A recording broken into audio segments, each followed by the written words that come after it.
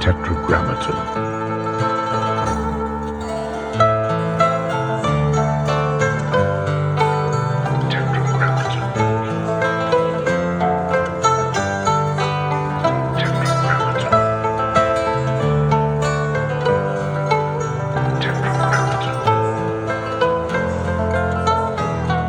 Growing up, I was kind of really shy, introverted, so I started to really get drawn to computers. We had a lot of early computers in the home. I studied computer science and economics in school. I wanted to learn about how that worked and how technology could improve the economy and business. I spent a year living abroad in Argentina. None of this made sense to me at the time, by the way. It's only in hindsight this made sense. When I was living in Argentina, I saw this economy that was going through hyperinflation. And it destroyed the lives of the average poor people in the society that could only hold cash, right? So that was an important piece of the puzzle. Had you not seen that, your life would be different? I think so, because if I'd only spent time growing up in the United States, we have inflation issues once in a while here and there, but more or less our financial system works, right? People are really frustrated with overdraft fees and there's all kinds of delays in payments. So there's things we can improve. But in a hyperinflation country, it's like an existential issue. It's like, things get really dark, like in these places where the government is essentially stealing wealth from people by just printing money, right? So it's so extreme that it's hard for us to even imagine. Yeah, exactly. So that was a part of it. And then I had worked at Airbnb as an early employee, and they were moving money into and out of about 180 countries around the world. And I got to see how difficult and broken that was. Like, we were trying to send money into Cuba or Ecuador or these places, people were renting their homes, and we were trying to pay them out. And we had no idea how much money was going to show up on the other side. It was like a cartel, or almost like a black market, where these like extraordinarily high fees were being charged, and no one could even tell us how much the fees were. And so I realized that through a couple experiences like that, how broken the global financial system is. It's kind of this patchwork quilt of different proprietary technologies. There's usually a couple of monopolies in each, like an oligopoly in each country. And so it's just incredibly inefficient. Whereas if you compare it to the internet, right, you can send a text message and it just shows up anywhere in the world instantly for free. Basically, it's not like there's a different internet in each country, unless you're in North Korea or something. And so now, I guess fast forward to 2010, December, I was at home for the holidays with my parents' house. Sometimes I would kind of, do a little introvert mode, go upstairs, read things on the internet. And I happened to read the Bitcoin white paper. You just found it on your own? Yeah, I found it on this website called Hacker News, which some technologists read. And Paul Graham from Y Combinator had created this back in the day. Does it still exist? Yeah. Do you still read it? Yeah, I do. Cool. Yeah. And it was describing how the world could have something kind of like the internet that's global and decentralized, but instead of for moving information around, it was for moving value around. And it immediately caught my attention. I said, that's a pretty interesting idea. I have no idea if it'll work. Maybe the government will block it. Maybe there's some flaw that will be found in it. And, but I couldn't stop thinking about it. And over the next 6 months, I reread the Bitcoin white paper a few times. I started going to these early Bitcoin meetups in San Francisco, which was a wild experience. The people who would show up to this were kind of like, half the people were these kind of like brilliant computer science PhDs. The other half were kind of like completely crazy people, like anarchists, like people starting their own religions, homeless people just wanting free beer. It was like a really interesting motley crew. And over this period of time, I started to tinker with prototypes and just think about, like, is this real or not? And I started talking to a lot of my best friends about it, and they told me it was a terrible idea. So I can go on, but that was really the initial moment where I started to think about Bitcoin as a protocol, and then what would be some product that might be built around this that would make it trusted and easy to use. Did you have any friends who were on board, like maybe not in terms of being partners, but just people that you could talk to, bounce ideas off of? Yeah. There's actually a guy who I went to college with named Brandon Isles, and he was a software engineer at Google. Mm-hmm. And a lot of the people I reached out to said, Brian, this sounds like a terrible idea. Like, they had no interest. Brandon was interested in it. And so on the weekends, sometimes I'd go over to his house, and we started to build a prototype that was like essentially a mobile app that would allow you to have a simple Bitcoin wallet. And we actually put this out as an open source project. It wasn't like, we weren't trying to make a company or anything. We were just kind of playing with this technology on the weekend. And I remember actually Wired magazine wrote like a little article about it. When we put it out, I was like, wow, that's cool. Like, nothing I've ever done before got written up in a magazine like that. And a couple people started to submit, in the open source world, it's cool. Like people all over the world who you've never met can submit contributions to it. So like somebody submitted like a translation into Japanese for the app. And I was like, oh, this is cool. Like people are kind of into it. I also realized the minute we put out the app that we had kind of built it in the wrong way, because we were actually running like a full Bitcoin node on the phone. What that means basically is every time you open the app, it had to sync with the entire blockchain and download a ton of data, and it would like make your phone heat up and overheat and run the battery and everything. And I realized almost like the minute that we launched it that there would need to be some sort of cloud service, that would do all the data and the security and backups. It's kind of like, for email, a lot of people use like, they don't run their own email server on their phone. They use Gmail or something in the cloud, right? So there's an important lesson in that of like, just getting started with anything, even if it's the wrong thing, will sometimes like let you figure out what the right thing is to do. If that iteration didn't happen, the next iteration couldn't happen. You needed to make it and realize what was wrong. Yeah. And then what was the next step? Well, I remember at this point, I was thinking about, okay, do I want to start a company in this space? I remember thinking somebody's going to start a company around this, kind of building the Gmail for Bitcoin or whatever analogy I had in my mind. But I remember thinking, I don't know if I want to be that person because, well, number one, I have a day job. Number two, that's going to be a lot of work. That like a bunch of people are going to try to hack into this thing and steal the crypto. I'm like, that's a really serious endeavor. Someone who's going to have to really do that. And so I didn't know exactly. I remember I think I tried to convince Brandon to like, do you want to start a company around this? And he was like, no, I work at Google. Like, leave me alone. He actually later went on to start a crypto company, which is now pretty successful. But I essentially, on nights and weekends, I kept sort of iterating on the project. And again, wasn't sure I wanted to quit my job and do this full time, but I couldn't help myself kind of nights and weekends. I was like, what if I did this? And so I was just kind of writing code in evenings. And the thing that actually convinced me to quit my job and do it full time was that I applied to Y Combinator, which is the startup incubator. And Paul Graham, I had read a lot of his essays on the internet, and I really had like a ton of respect. And this is like somebody who's like a hero of mine. He still is, right? And I applied to Y Combinator. The first time I applied, I didn't get in. The second time, I had the right mix of co-founders or something, and they decided, okay, we're going to invite you to be in Y Combinator. We're going to give you 150 grand. And that's what convinced me to quit my job and really try it. And I remember, it sounds kind of silly in hindsight, but the thing I was nervous about was calling my parents and telling them, I quit my job to go do this crazy thing. And I remember my mother, her first question was like, well, do you have health insurance? And I remember told her, well, I don't know if it's going to work, but this guy, Paul Graham, gave me $150,000 and he believes in me. And there was something really powerful about that. A lot of people I've met actually over the years, they think back, like, what was the most impactful moment in their career? And it's when someone gave them an opportunity that they maybe was a little more than they deserved at that time. Yeah. And it was like somebody I really trusted told me he believed in me. And I was like, okay, maybe I could do it. Yeah. Until that time, I had so much self-doubt. I was like, I don't know if this would even work. And was it the money or was it something else? Was it Paul Graham's words? I think the check was like symbolic of him believing in me. It was showing real skin in the game. Yeah. And I mean, he didn't say more than like a few words to me, maybe until much later. He told me all kinds of brilliant things. But at that time, I think they just told me something like, "This is high beta.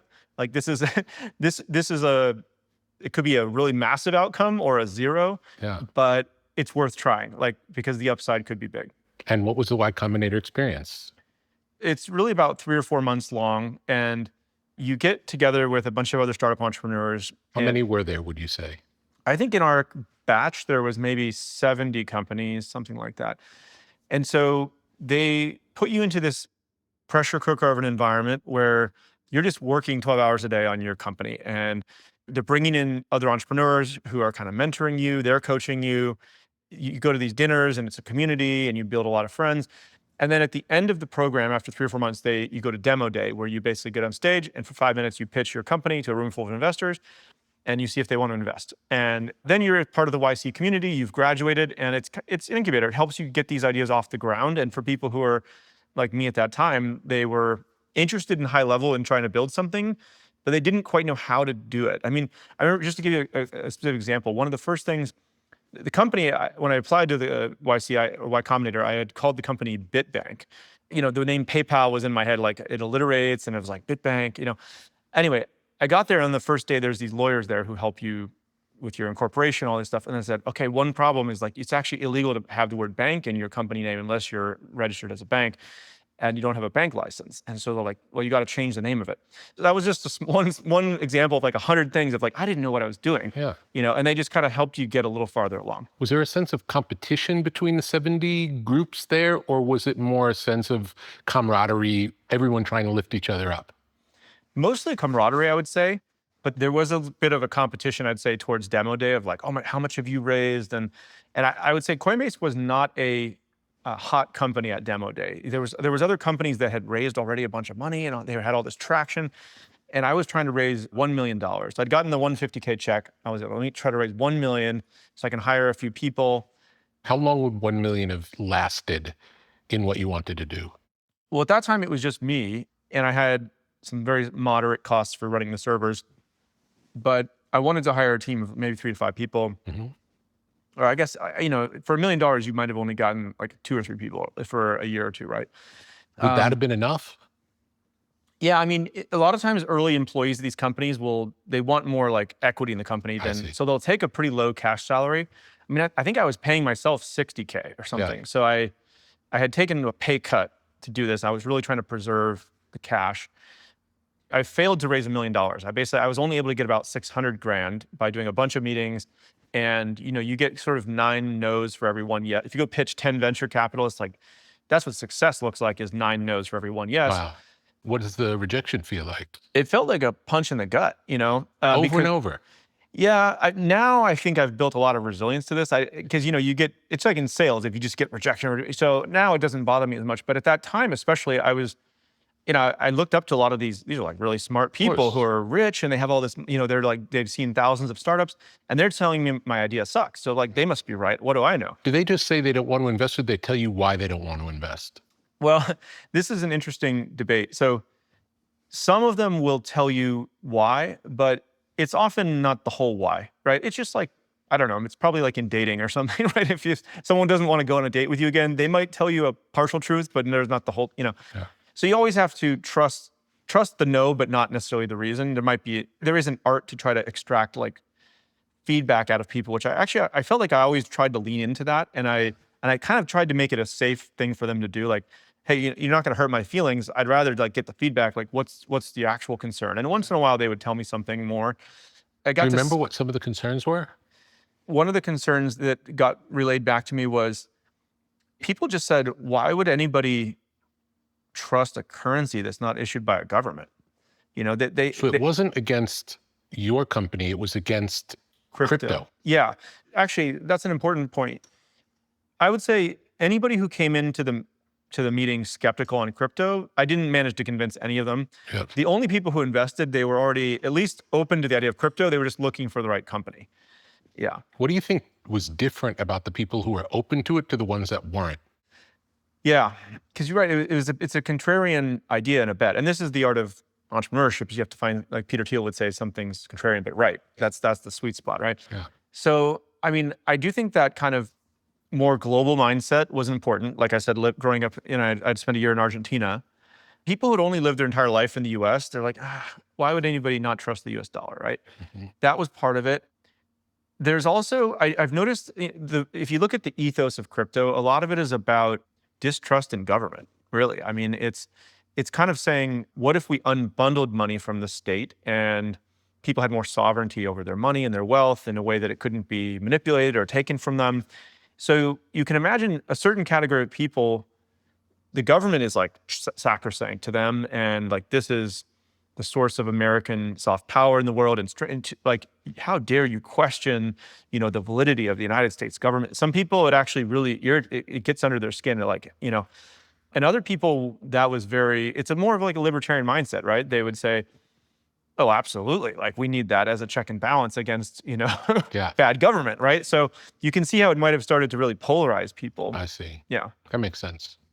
Mm-hmm. And then what happened next? I'd raised the 600K. Fell short of the $1 million, and the folks at YC the Y Combinator folks that I was talking to, they're like, great, just get back to work with 600K, keep making progress.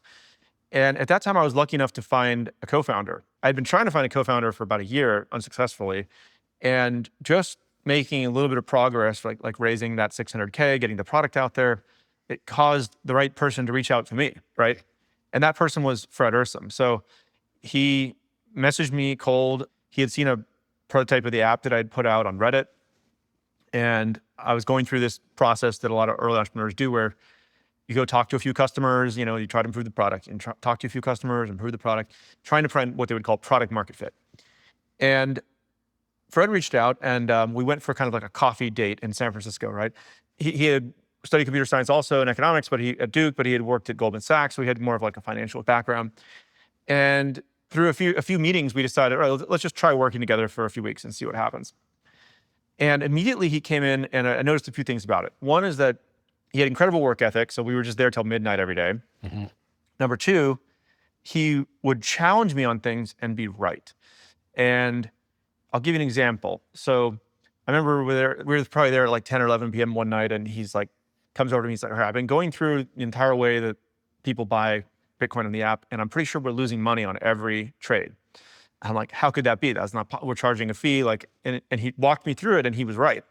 And there's a heuristic I've come to appreciate around this, which is you kind of want to find someone to co-found with that you're a little bit intimidated by, right?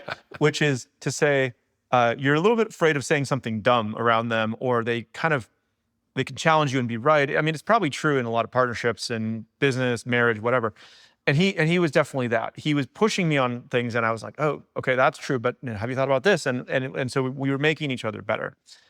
Yeah, I mean, I'd say the early stages was a lot about trying to get product market fit, which was like, the hard thing is to get anybody to even care about the thing you've put out in the world. And there was a moment that flipped into, okay, we clearly had product market fit, which I can tell that story too if you want. Yeah. What was the first time that anybody cared? So the initial version of the app was a Bitcoin wallet, and we put it out on Reddit and whatnot, and like 100 people would sign up, and then basically none of them would come back to the app. And this is a common experience for a lot of people trying to build products. And so following the advice of Y Combinator, I essentially just emailed 3 or 4 people who had signed up for the app. And I said, hey, I built this app, and I'd love to get your feedback. Can I get on the phone with you? So I get on the phone, and I remember one of the people I was like, yeah, I was like, do you have any feedback? And he was like, well, yeah, I mean, the app was cool, but I just don't have any Bitcoin right now. So I was just checking it out. And after a few of these conversations, like a light bulb went off in my head. I was like, well, if there was a button to buy Bitcoin in the app, would you have used that? And he was like, oh yeah, probably.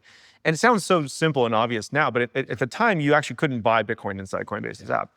And so, okay, well, how do we make a simple buy experience? Well, it was non-trivial. We had to go get bank rails and payment methods. We had to go get, there was a whole open legal question about like, are you a money transmitter? And there's a whole licensing regime for this.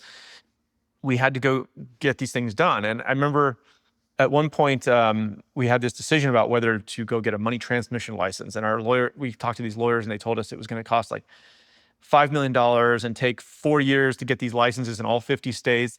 And I was like, well, we've only raised 600K. And so we had to get started with something. And yes, we found this law firm. I remember that the bank was telling us, we can't process your payments unless you either have this license or you can convince us that you don't need the license. And I remember we found this lawyer he was like, well, there is an argument that you might not be a money transmitter if you do the following, subject to the blah, blah, blah. And he's like, I'll write you a legal opinion letter on this, but it's going to cost $30,000. And at the time I was like, you've got to be kidding me. Like for like a 3-page piece of paper, you're going to charge me $30,000, right? now we probably spend hundreds of millions a year on legal, and I remember working it through in my mind and getting advice from Y Combinator, and they were like, well, yeah, if it lets you open the bank account, and then you can process the payments, and you can launch your product, like pay the $30,000 out of the $600,000 you've raised. And so we did that. We put the buy button live, and every day thereafter, more people came in to buy than the previous day. And we weren't doing any marketing dollars. So it was all organic. It was word of mouth. It was the easiest way to buy Bitcoin at that time, especially in the United States. And we had a whole different set of problems really quickly, like how do we keep up with demand? How do we start answering customer support tickets? Yeah. How do we hire a team? How do we go raise more capital? Because our bank started calling us with these very frantic calls where they're like, you guys are moving tens of millions of dollars a day in volume, and you only have 500K in your account, if there's a single error in one day, you're insolvent, And so they're like, you need to go raise money or we're going to close your bank account in the next 7 days. So these were the kinds of calls that suddenly started to happen. Where were you getting the Bitcoin at the time? So yeah, we were sourcing it off of an exchange called Mt. Gox, which of course famously blew up. And so we were not an exchange at that time. We were really kind of like a wallet or a brokerage interface. Subsequently, we decided we had to build our own exchange because the Mt. Gox was blowing up. We knew the infrastructure just wasn't there. But at that time, we were using Mt. Gox. Was the original plan only to be a wallet? Yeah, I mean, it sounds like silly in hindsight, but yeah, it was just purely to be a Bitcoin wallet. And then we realized trading was actually the best business model. Yeah, it evolved from there. It's so interesting how now looking back, it seems so obvious, but at the time, unless you get that feedback, it's impossible to know. Yeah. And the lesson I take away from that is just get started. Yeah. You can sit there in an analysis paralysis forever. And I think there's a lot of value in just kind of stepping into the unknown. And Paul Graham actually has a great saying. He says, action produces information. And that was very true for us.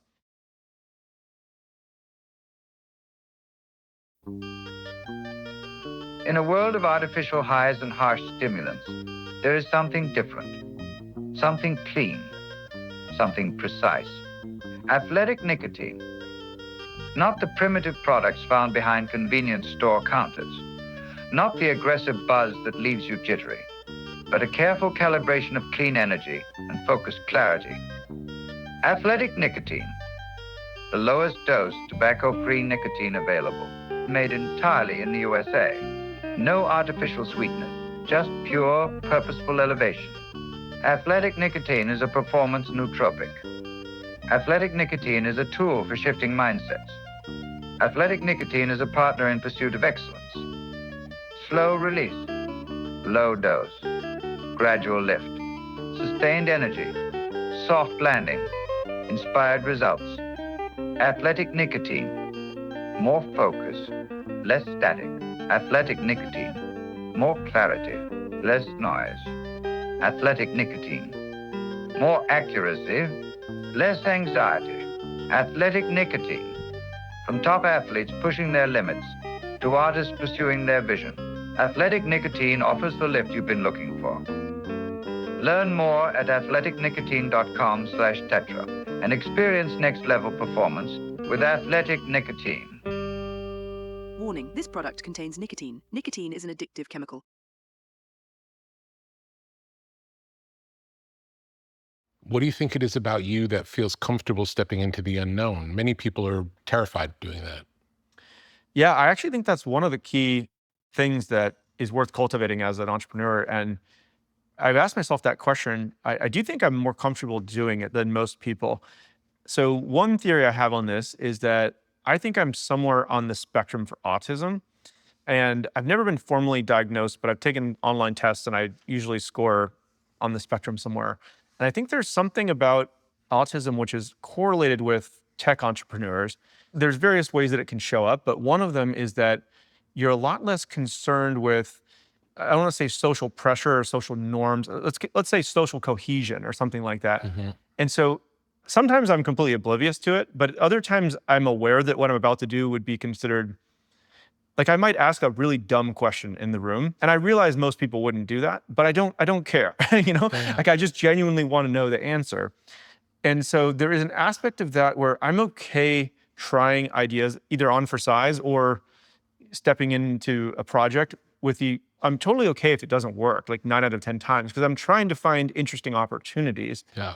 And I don't really care about looking dumb as much as the average person. I probably still have some of it, but like I don't have complete ego death or something like that. You think it has to do with confidence in the ideas or not necessarily? No, because I'm usually very unconfident in the ideas. I actually think a lot of the ones I'm trying on, I'm like, oh, this might have like a 5 or 10% chance. So do you think it's more a curiosity wanting to see if it can work? Yeah.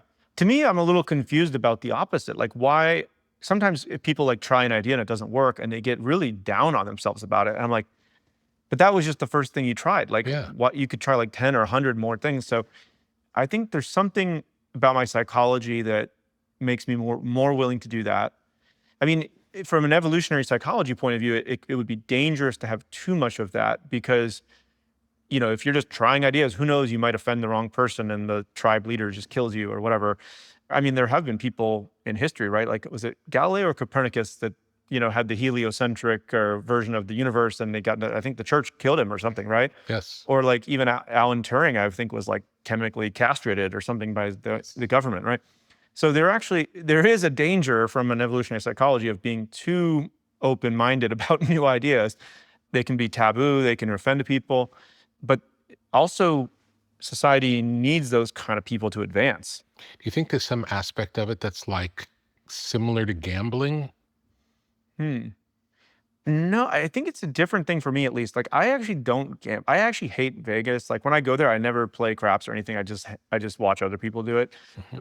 I don't get like a high off of gambling, really. I love looking for opportunities to optimize and improve systems, especially like the big meta problems in the world. Like, if I see a problem, like, oh, if we solve that problem, it could automatically solve a whole other category of problems. Mhm. Like, if I was frustrated with the global financial system, one way to do that would be just, I'd start my own bank and try to make it a better run bank.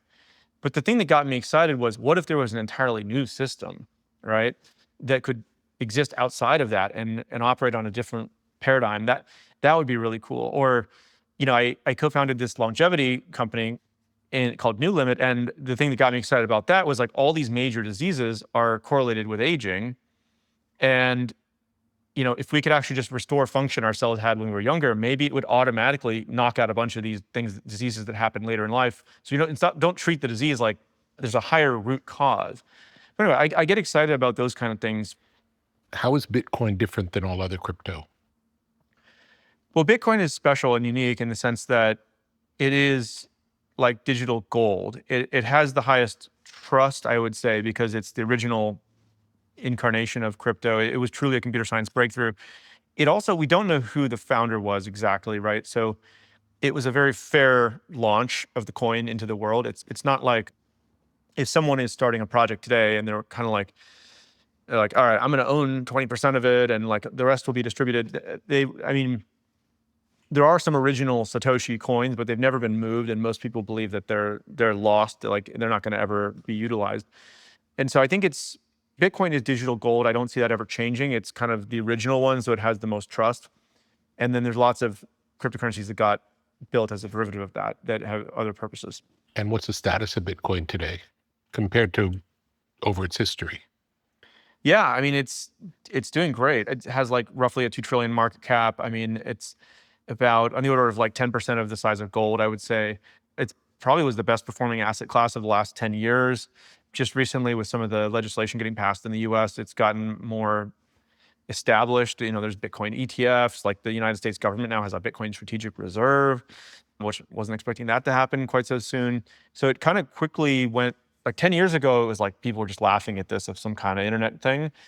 And it's kind of quickly on its way to being a major asset class that governments and financial institutions around the world are all using. Like even, BlackRock and JP Morgan and all, like it's kind of become mainstream. Would you say it's living up to its promise? I mean, it is living up to its promise in the sense of it's still quite decentralized. There's no entity that controls it. Mm-hmm. I would say it's doing a pretty good job of holding value, and like, it still has some volatility, but a lot less than it did 5 years ago or 10 years ago. So the volatility is becoming more like gold than it was like the Russian ruble or something like that.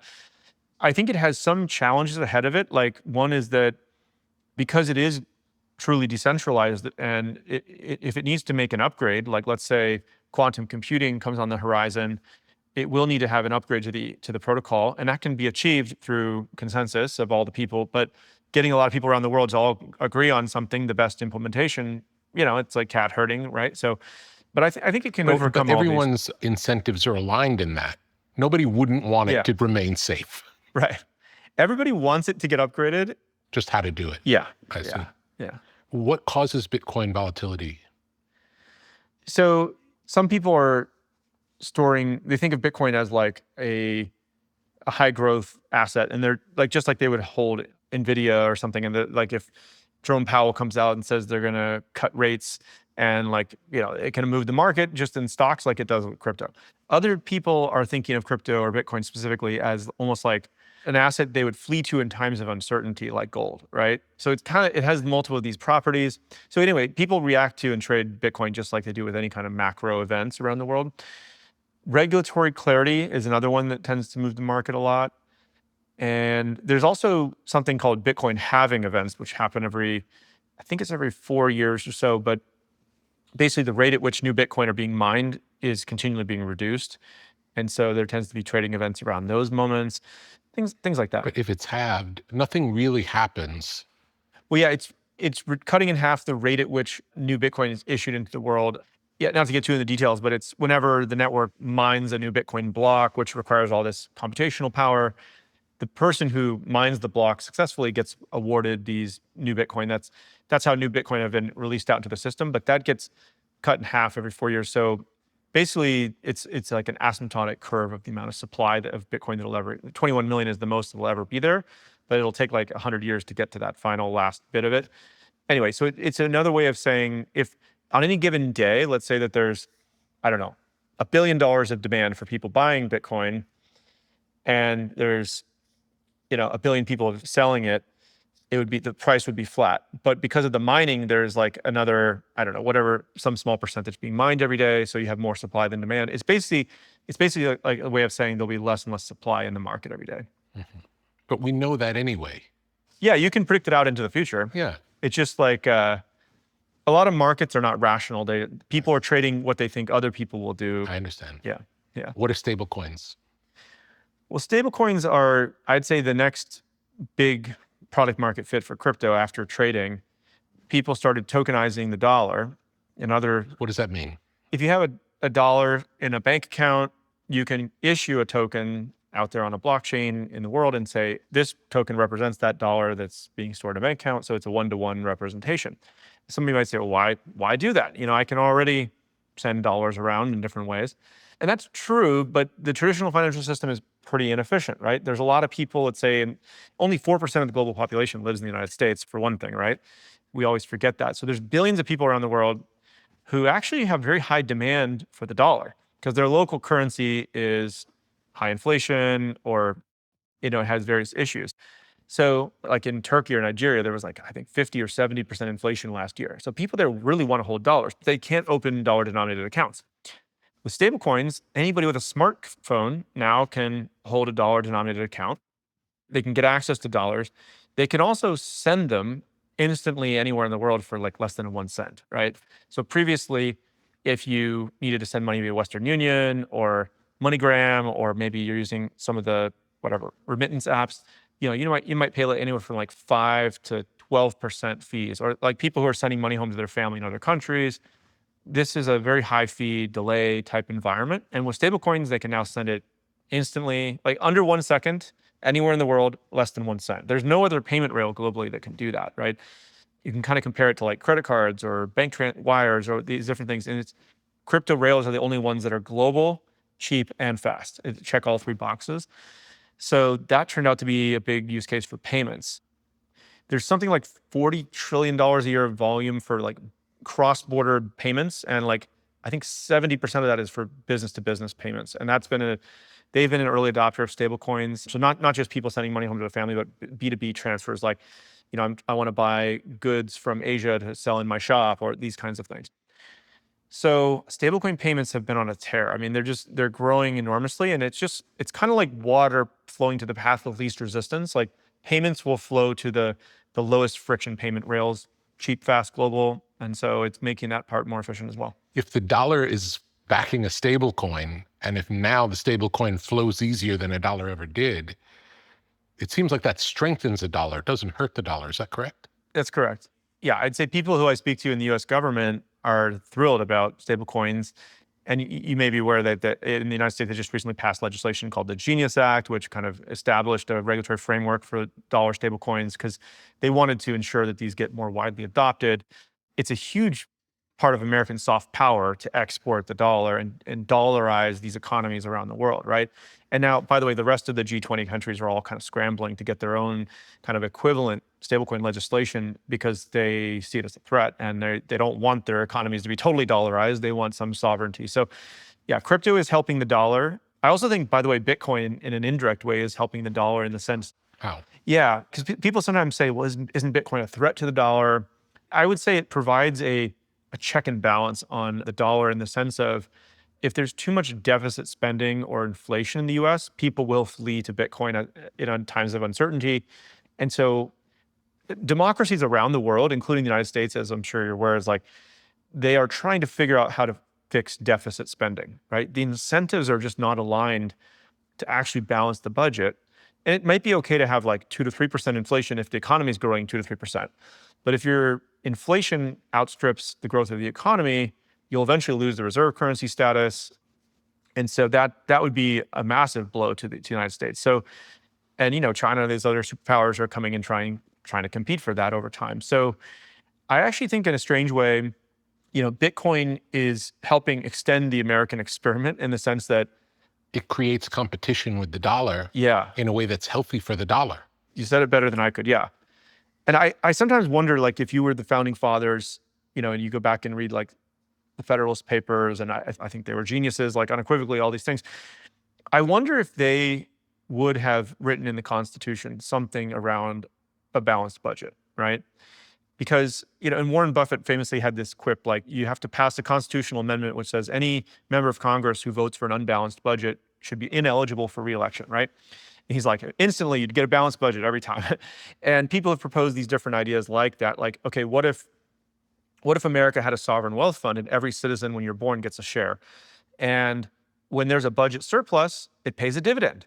Okay, suddenly everyone's like, okay, I'm participating in the upside of this economy. Like, we should run a surplus. I get it, But currently the way it's set up is that the more the government spends, you kind of get more free stuff, and that's how you win elections. And so No incentive. Yeah. No incentive to balance a budget. Exactly. Yeah. So much of today's life happens on the web. Squarespace is your home base for building your dream presence in an online world. Designing a website is easy, using one of Squarespace's best-in-class templates. With the built-in style kit, you can change fonts, imagery, margins, and menus, so your design will be perfectly tailored to your needs. Discover unbreakable creativity with Fluid Engine, a highly intuitive drag-and-drop editor. No coding or technical experience is required. Understand your site's performance with in-depth website analytics tools. Squarespace has everything you need to succeed online. Create a blog, monetize a newsletter, make a marketing portfolio, launch an online store. The Squarespace app helps you run your business from anywhere. Track inventory and connect with customers while you're on the go. Whether you're just starting out or already managing a successful brand, Squarespace makes it easy to create and customize a beautiful website. Visit squarespace.com/Tetra and get started today. How are the stablecoins minted? So they are minted by centralized entities, right? So in that Private companies? private companies, right? So USDC, for instance, which is the largest regulated stablecoin, the one in the US, we work with them. Circle is a company that is the issuer of that. So literally they're storing a bunch of dollars in banks in the United States. They actually buy US treasuries to earn a little bit of yield on it. And then they mint or create a token on these blockchains that is one-to-one backed. And you basically have to trust them that it's one-to-one backed. Now they have, they can pass like an audit from a big four accounting firm. Like, they're a trusted, legitimate public company now. So that, we can believe that that's actually 100% of it's there. But it is a centralized entity doing the minting and burning of it with like kind of a traditional checks and balances around big four accounting firms auditing them and things like that. Now, how is Bitcoin truly decentralized? Okay. So anybody can run a Bitcoin node, which is a kind of just a piece of software. And you can run it on your own computer. You can run it in a data center. And this node is essentially talking to all the other Bitcoin nodes. How many nodes? Oh, how many are there now? I mean, it's been years since I looked at this, but like, and so there's people who are running like nodes that are just relaying messages. Others are actually doing the mining. So it's a complicated question, but let's just say in the, I don't know, It's like 10,000 at least, probably more. There's always an argument about like what would be sufficiently decentralized, right? Like if you only had 5 people globally doing it, like could they be co-opted somehow or collude? But if you get into like tens of thousands, it starts to be hard to like imagine true collusion happening. It's more, your question is more complicated because the hashing power can actually be more concentrated. But I don't know what that means. Okay, let's just say for now, just number of nodes. Okay, Yeah. So these nodes are all sending messages to each other about transactions being generated, et cetera. And then the question is, how do you come to consensus about who spent what? Because any node could just say anything. And the brilliance of the Bitcoin white paper, this algorithm they came up with, I'll give you kind of like a simplified version of it. They said, okay, any node on the network can package up the current list of pending transactions, and you're going to put them into a block and basically just determine what is the order of them and package them all up. And to sort of certify that block as the official one, any node on the network can do some amount of computational work and search for a very, let's call it like a very rare number in mathematics that would kind of like certify that block as the official one. So it's not free to just say sort of stamp it with a certification. It takes some work. Like this would be, people call this a proof of work algorithm. That's why it's called crypto, because it's like cracking a code each time. Yeah. And so this gets into hashing and everything, but the simple way to think of it is like, finding a rare number in mathematics. Like if I said, can you come up with like a prime number that has 1 million digits in it?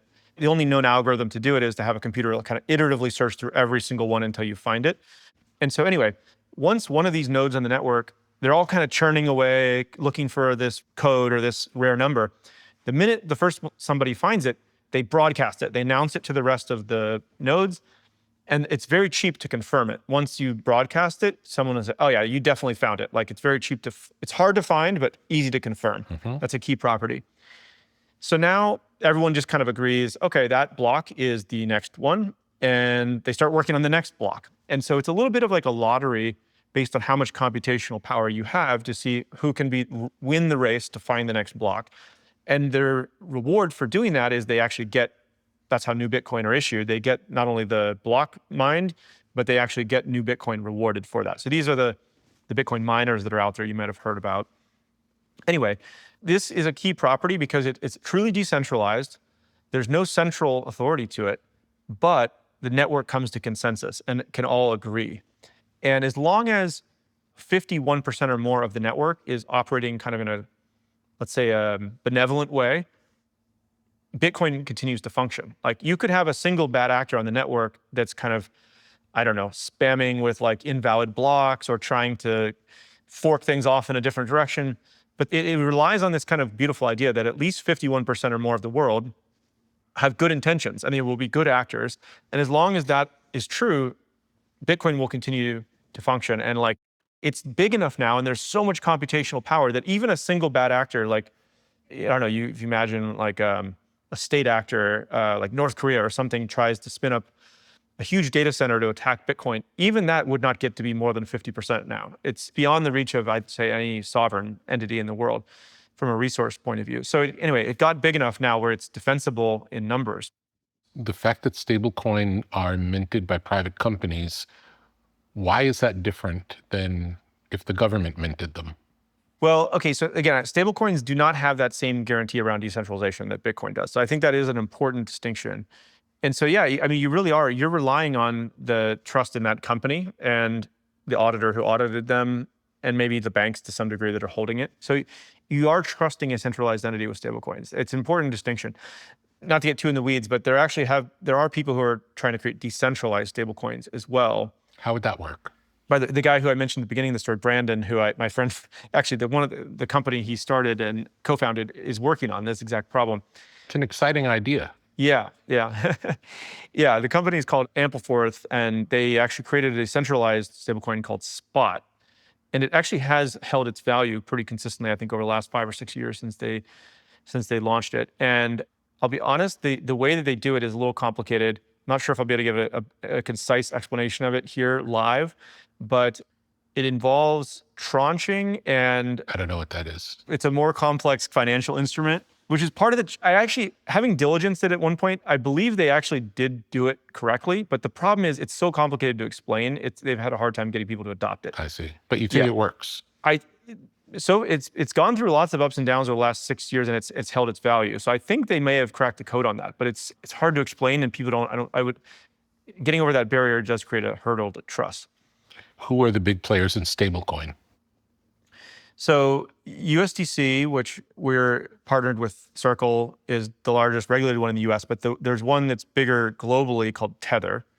And then there's a number of others that are much smaller. A lot of people are issuing Where is Tether based? It's moved around a bunch. I believe, I want to say El Salvador or something like that now. It's one of those ones that's kind of looking for the right jurisdiction to land in. And how are the stablecoin players different from each other?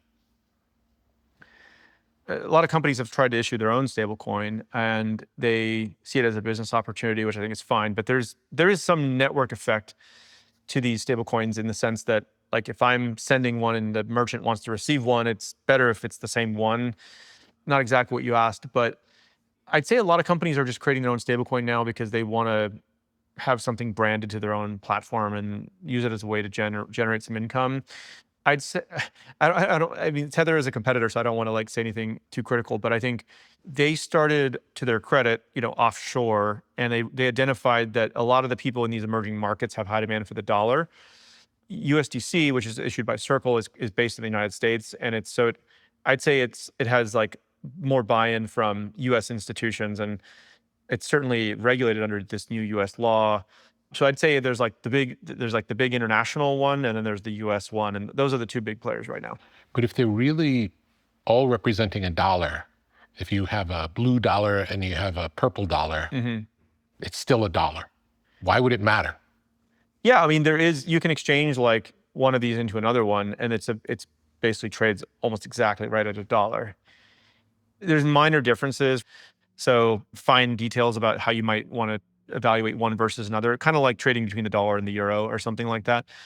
But yeah, to simplify it, they are mostly just a dollar underneath, and so they trade almost exactly right at a dollar. What's the EU's position on crypto? So the EU actually got legislation out before the US. Sometimes Europe, they're not great at tech entrepreneurship compared to the US in my view, but they put out a lot of regulations. So there's a funny story behind that. But they put out some legislation called MiCA, M-I-C-A, which helps regulate crypto and stablecoins. This was probably about a year ago. So yeah, we were able to get a license in Europe, for instance, and established an entity in Luxembourg, of all places, which actually is very good as a financial hub. There's a lot of financial service companies have a center based there that you can use to passport around the EU. How are stablecoin and Bitcoin related? Well, okay, so Bitcoin I think of as digital gold. Yeah. And that's useful as a store of value, right? Digital gold versus digital dollars, is that the difference? Yeah, exactly. Somebody might say, I want gold for store of value, it's deflationary, nobody's going to print a ton of it. There's not somebody with their finger on the dials who can find a bunch more gold or something. And then dollars you'd use for payments, right? So it's a medium of exchange. So Bitcoin is like digital gold, it's your store of value. Stablecoins are it's for payments and medium of exchange. So if the dollar is worth less over time, the stablecoin is worth less over time because it just reflects the dollar. Correct. I understand. What's the role for banks moving forward? I think banks are still going to have a very important role to play. And many of them probably look at crypto still a little bit as a toy, but I think the really smart ones, they're all doing things in crypto now. They realize this is an important trend. I mean, for one thing, they are storing all the reserves in many cases behind stablecoins. So they're doing that. They're still providing the payment rails between fiat and crypto. We work with banks all over the world. Many of them are deep partners of ours. What a lot of them are now doing to get ready for the next 5 years is their clients, they want to trade crypto, in their private wealth management divisions. They want to send payment with stablecoin because it's faster and cheaper and more global. We, Coinbase, are actually now powering crypto integrations for a pretty large number of banks. Some of them we can say publicly, like JP Morgan, PNC Bank. We just announced a partnership with Citi actually to do payments with them with stablecoins. So we are not just a retail app. Coinbase is not just a retail app, which most people know us for, but we also have a crypto infrastructure it's kind of like AWS at Amazon, right? But we have a crypto infrastructure business that we have 264 institutions now that are building on top of our kind of platform with crypto So you're infrastructure. bringing them into the future, basically. That's the goal, yeah. Mm-hmm. How do you personally use Coinbase? Well, I use it to invest. I increasingly use it for payments. How do you use it to invest? Well, in crypto assets. And actually, a big trend that we're currently working toward is what we call the everything exchange, which basically just means every asset class is coming on chain. So stocks are coming on chain, prediction markets are already on chain, which is like a really interesting topic we could talk about. That's to me, that's actually the big third product market fit. So first it was trading, then it was payments. Now it's prediction markets is the next big one. So we can talk about that. Yeah, people are trading commodities, they're doing borrowing and lending, so I use the Coinbase app increasingly like it's becoming like a bank replacement actually, where I can get a loan, I have the credit card, I can do direct deposit, but I can also invest in any asset class. I can send money instantly anywhere in the world. So it's getting to be more of a bank replacement for some people. Tell me about prediction markets.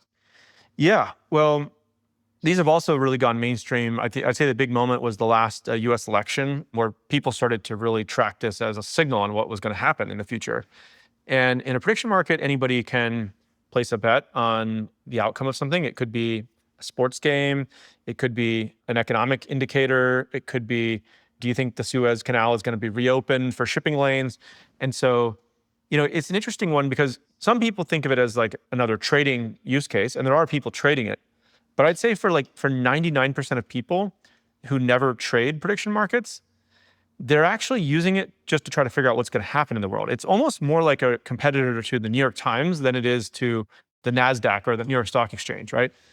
And so it's got no agenda because it's only people betting against each other. There's no... Right. Yeah, and they all have skin in the game. Yeah. It's not just some, expert kind of pontificating about what they think is going to happen because they have some agenda. It's like someone betting on what they believe is going to happen. Right. And so it tends to be much higher signal about what's really going to happen in our experience so far. By the way, one kind of interesting topic that's come up recently is like, should insider trading be allowed in prediction markets, right? Because in the stock market, for good reason, I think like insider trading is prohibited. You basically wouldn't have any kind of integrity to the market. So insider trading is prohibited there. In commodities, like copper or wheat, there's no centralized entity. So I think the rules there are not really as strict around that. And somebody in the US government was kind of asking me this, like, do you think there should be insider trading in prediction markets? And I'm still making up my mind on it, but if you're optimizing for it as an asset class, and you want to make sure you preserve the integrity of the market, I'd say no, you shouldn't have any insider trading. But if you're actually optimizing it for a source of news and what is really going to happen in the world, you 100% want insider trading because that's where you get real signal. So like that Suez Canal example I mentioned, where it's like, is the Suez Canal going to be safe to open in July or whatever? Mm-hmm. There's probably some Navy admiral sitting on a ship in the Suez Canal who knows where the Houthis are and this and that. Like, you want that person betting on that market because that's where the real source of truth is going to come from. I love how kind of innovations break the mold and they're like, it's not A or B, or it doesn't fit cleanly into one of these boxes. It's a new thing. It's an interesting question. Yeah, where do you think it's going to go? Well, I think that we're going to see prediction markets on just the long tail of things, like not just big elections and sports games and stuff, but... It wasn't started for elections. Like elections just kind of became part of what it does. Yeah. But I don't think that was initially in the thinking of what it was. Is that correct? The history goes back quite a ways. Like I actually don't know the full history of it, but there's people have been thinking about variations of the study for a long time. So some of them probably thought about it as for elections. Other people thought it for different things. One of the more interesting use cases I think that hasn't happened yet, but I think could happen, is actually to make policy decisions, right? So if you're a government leader or a member of Congress or a legislator, you could actually say, okay, if this policy were to be enacted, what do you think GDP will be? Or what do you think unemployment rate will be? Or whatever you're trying to fix with that policy. And then the market can tell you, they can say, all right, if it becomes a law, like the market is telling you 90% chance that this economic indicator will be higher or lower, or whatever. And you could actually make better policy decisions this way, right? So the limits to this we haven't fully explored yet. It's early days, it's pretty would cool. You say better policy decisions or popular policy decisions? Whether it's better or worse, they're just trying to win money on what's true. Yes. So I think it would give you more accurate signal into reality, not because otherwise you're hearing all this noise, but everybody has their own biases and like they stand to benefit or lose based on the policy. So they're making clever arguments for it or against it. But like, just what do you think is actually going to happen? The prediction market is a kind of like a truth serum. You know, it's like cuts through all that noise.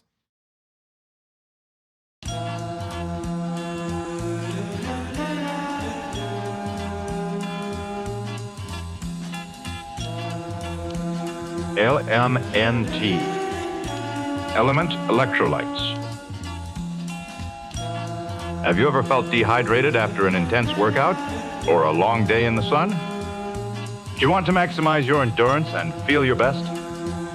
Add element electrolytes to your daily routine. Perform better and sleep deeper. Improve your cognitive function. Experience an increase in steady energy with fewer headaches and fewer muscle cramps. Element electrolytes. Drink it in the sauna. Refreshing flavors include grapefruit, citrus, watermelon, and chocolate salt. Formulated with the perfect balance of sodium, potassium, and magnesium to keep you hydrated and energized throughout the day. These minerals help conduct the electricity that powers your nervous system so you can perform at your very best. Element electrolytes are sugar-free, keto-friendly, and great tasting. Minerals are the stuff of life. So visit drinklmnt.com/tetra and stay salty with Element Electrolytes. LMNT.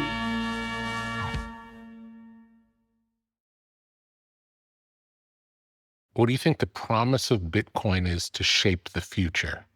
What can it do that it hasn't done? I think that the ultimate potential of Bitcoin is that it's going to unbundle the state. And by that, I mean, we rely on the government to issue money. Okay, if we don't need it to do that, what about identity, right? We also rely on the government to like issue these driver's licenses and passports, and crypto is now coming out with these decentralized identities where you can feel like your sense of ownership around that. You know, there's a guy, really smart guy who used to work at Coinbase named Balaji Srinivasan. He wrote this book called The Network State. And his view, which I tend to agree with, is that people are going to eventually have a greater sense of identity with internet communities than they do even with their country of origin, right? If you kind of think about, there's almost like a hierarchy in people's minds of different tribes they belong to. It's like my religion, my city I grew up in, my state, my country, right? And then there's like, what sports team am I aligned to? Like, what military unit was I in? And like, people are inherently tribal. It goes back to, again, our evolutionary psychology and all of this. And, you know, I think historically people would say like forgotten country, right? And like, you know, maybe they identified most strongly with a certain religion, and then the state, and then the country they were in, and then they had like their sports team or whatever. I think for a lot of people, government has taken the top spot, and there's a lot of like identity around that. And his theory is that as the state gets unbundled, like what latitude, longitude I happen to be in at this moment is not the most important part of my identity. They might start to think of themselves a little bit like a global citizen or like an internet native, someone would say. You know, the people have made these kind of quips like, you know, Facebook has 2 billion citizens in some sense, like more than any country, right? Now, how much allegiance do you feel to Facebook versus like if you live in China? Like, it's not quite there yet, but I think people, even like the way we were talking about Y Combinator earlier, Y Combinator, I feel a strong sense of identity to it. They gave me my big break, you know, and it's a strong community, and they're a global community, and like I feel like a sense of allegiance to them. I mean, don't get me wrong. I actually am pretty patriotic about the U.S. too. We can talk about that and how we need this as a bastion of freedom in the world, and it's under threat and everything. But I do think that people are going to form more and more of our lives is happening on the internet, for better or worse, and I think people are going to form these like digital communities where like freedom can exist on the frontier. And that is kind of the potential of Bitcoin. It's unbundling the state. It's shifting power from the state to individuals that are going to form in new tribes. And we can talk about special economic zones, all kinds of crazy stuff Is it if you want. related to free speech as well, would you say? Somewhat, yeah. I'd say like crypto is the freedom stack to build all kinds of things on. Like certainly economic freedom with your money and not having it taken from you without permission, not having the value eroded by inflation. But for instance, there's people building decentralized social networks on top of crypto that are inherently guaranteeing free speech. I mean, I think when Elon took over X, this was a big focus of his. I think he looked at that time to see could we actually build the next version of X on top of blockchains to guarantee these principles. Like, the true test is like, you don't want Elon sort of being the last bastion of freedom. It's like, if he got hit by a bus, how could you guarantee that the freedom of speech was maintained? And like the blockchain is the right solution for that. At the time he took over X, the blockchains were not scalable enough, et cetera, et cetera. There's now some projects which I think are on the cusp of making this work. There's one called like the Farcaster protocol. There's one called Zora. We're actually launching the base app, which makes this whole thing hopefully easy to use very soon to general availability. So we're experimenting in this realm too, but it's earlier days. Something happened in the last few years where big companies got somehow sucked into politics, where it seems like that never used to be the case. Yeah. You seem to avoid that at Coinbase. How were you able to do it? Yeah, during the kind of zero interest rate phenomenon, especially in Silicon Valley, like all these companies were very much competing for talent, and it was like a war, when the economy really takes off sometimes in these markets. And as a result, I think a lot of the big tech companies, and including Coinbase at that time, we were sort of giving everything to employees they wanted, right? And in some ways that was good, but in other ways it was bad because it allowed a certain group of activists to kind of infiltrate these companies and really start to, I would say, like hijack the company for their own purposes. Like if they were very concerned about some social issue, but they essentially came in and they decided they wanted to hold these companies to go do their bidding in the world. And we actually had a very crazy moment at Coinbase where at one point I was doing a town hall, and normally people would ask questions about like the product and regulators and different things. But in these town halls, it was increasingly getting awkward. Like employees were asking like, what is your view on this, social issue? And something that has nothing to do with your business. right. And so as like a young CEO, like I didn't really know what to do about this. I was kind of walking on eggshells. Like I was like, yeah, there's a lot of challenges in the world and let's move on and not talk about that. And at one point, this was around the George Floyd, riots that were happening. And somebody in the company came up and said, I want to know if we're going to support Black Lives Matter. And I said, it was just like a live open mic, in front of the whole company. And I said, I don't know too much about it, but I'll look into it. Like, let's move on to the next question, And they said, like, that's not good enough. I need to know, is this company going to stand behind Black Lives Matter or not? And I declined to answer the question. And you didn't know enough to answer the question. Yeah, I really didn't. And 300 employees did a walkout. So they left in protest. Wow. Yeah. And I remember I gathered like the executive team and I was kind of asking everyone like, okay, well, what does Black Lives Matter actually stand for? I'm so confused what's happening, And by the way, later I learned that they were, trying to defund the police and do all these, but at the time people kind of just told me, oh, they're just standing for equal rights. And I'm like, okay, I don't understand why what does our company have to do with like police brutality or anything? It doesn't make sense to me, but let's get everyone back to work and just like, And after a few weeks or months went by of this, I really started, I couldn't stop thinking about it because I was like, something new is happening here. I've never seen an employee walk out like that on some issue that's very unrelated to the company. And I started reading all these books, like Jonathan Haidt's book. And like, I started going down these, because I knew there was always like a lot of activism on college campuses and stuff, but I never thought it was like making its way into certainly Coinbase or the workforce. And so eventually I started to write down my thoughts because I was trying to formulate my thinking on this. And it ultimately became this blog post called Coinbase is a Mission First Company.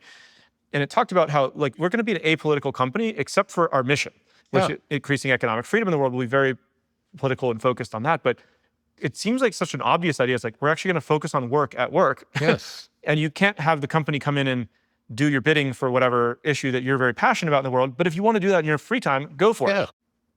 People in the company, some people who read this blog post were like, do not post this. Like it's going to create, a storm and like all these people are going to quit and everything.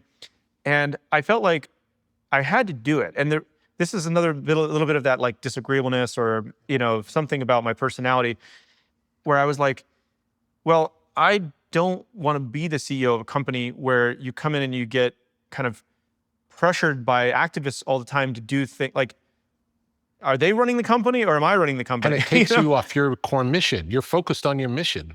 Yeah, it's hard enough. Like you could spend a decade trying to make a dent in the universe in one thing. If you get pulled into whatever the current issue is, you're never going to accomplish anything. So I just kind of in my gut, I felt that it was wrong. So I published this story and Where did you publish it? I just published it on our blog, external blog. So the whole world could see it. I see. Yeah. But I did actually, before I published it externally, I did do a town hall meeting internally where I walked through it. And it was actually really tough for me to get through it. I was like, because I knew how much it was going to create drama and hurt feelings and all kinds of things. But I felt like it was the necessary thing to do. When I heard the story of this happening, that was the reason that I wanted to talk to you, because it seemed both obvious and no one else was doing it. Yeah. So it's interesting. Yeah. So what happens? Yeah. So I published this to the world and... Oh, what happened in the town hall? So in the town hall, I was almost like crying on stage as I was delivering this because I knew that it was going to be so controversial. How many people are in the audience in the town hall? About 1,000. And it's in person? Actually, it was virtual because I think this was during COVID. I see. Yeah. And that was part of the issue, by the way, too. I think that people were not getting together in person as much. And so there was this lack of cohesion of the team. All kinds of things were happening at that time. And I felt like I had lost control of the company. Like they were against me and they were, this and that. So it was an interesting test of leadership moment. But I remember somebody, before we went on to the town hall, someone was like, Brian, are you sure you want to do this? What if there's another walkout and whatever, 300, 500 people walk out and they were in protest because of what you're doing? And I remember I said, if people refuse to come to work after I do this, I will fire every single one of them. And people got the message like real quick. And I think they thought like, well, how could you fire half the company? And I remember just thinking like, I remember when the company was just me. I can build it again if I need to, right? And you want a team that's aligned on the mission. Right. You have to have everybody rowing in the same direction. And I had failed as a leader because I was walking on eggshells, refusing to create clarity about this. And that's why the company was misaligned and it was creating all this internal conflict.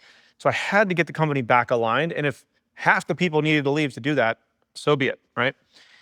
Now, it turned out only 5% of the company left. So it was below our worst fears, but that was still a material number. And we offered exit packages to anybody who wasn't aligned. So 5% of people took the exit package. And we suddenly all got back into alignment and a lot of work started happening again. And it was great. It was one of the best things we ever did. Subsequently, a lot of big companies copied it and in various ways or emulated it. One of the other just interesting things that happened was the New York Times, right after I announced this, people who worked inside the New York Times later told me this. They created like a small team essentially to just go after us and like write negative articles, dig up dirt. They started publishing articles essentially implying that we were like a racist company. What does that have to do with reporting the news? Nothing. But I've subsequently learned that some mainstream media organizations are not really interested in doing journalism. They're more like political advocacy organizations, I believe. And so news has become very polarized, et cetera. As you can imagine, I'm not a big fan of the New York Times, and I think, new media is kind of disrupting them for good reason. But I developed thick skin after that. Like, there's something actually really great about, getting canceled or whatever the word would be. Like most entrepreneurs would be like, oh my God, like the New York Times is going to write an article with some terrible thing about you. And somehow it was actually like very freeing. Now I don't really read mainstream media that much. And there's probably been lots of negative articles, lots of very positive ones too. But I try just to never read any of it because it doesn't matter. Being unafraid of that has allowed me to go make decisions without being worried about it with what people who don't have our best interest at heart think. Did any other companies do it at the same time as you, or were you the first? I mean, subsequently, I think there's a company called Basecamp or 37 Signals, which did something similar. I think that was after ours. I think actually Toby at Shopify published some kind of a letter. I don't want to claim that this was entirely unique. I mean, there may have been versions of it before that, but I think we were like one of the first, if not the first, big tech company that did it. And I do think it moved the needle. Like still to this day, maybe once a week or something, I have people come up and thank me for that, which at the time I had no idea that would have such a long lasting impact. And well, probably because of the reaction to it. You can thank the New York Times for shining a spotlight on it in such a way. Yeah. In their mind, they were smearing you, but in reality, people saw through that. Yeah.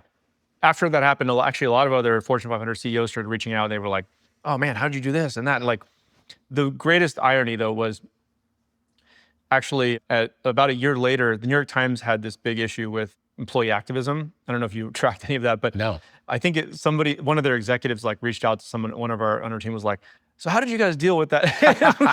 And like they were calling for like tips on how to deal with the employee activism. I was like, oh my gosh, this is so ironic. I love it. Yeah. How has the fact that major financial institutions are buying Bitcoin now changed the market? Well, it's made Bitcoin less volatile, more steady. There's kind of like more of a price floor, I would say.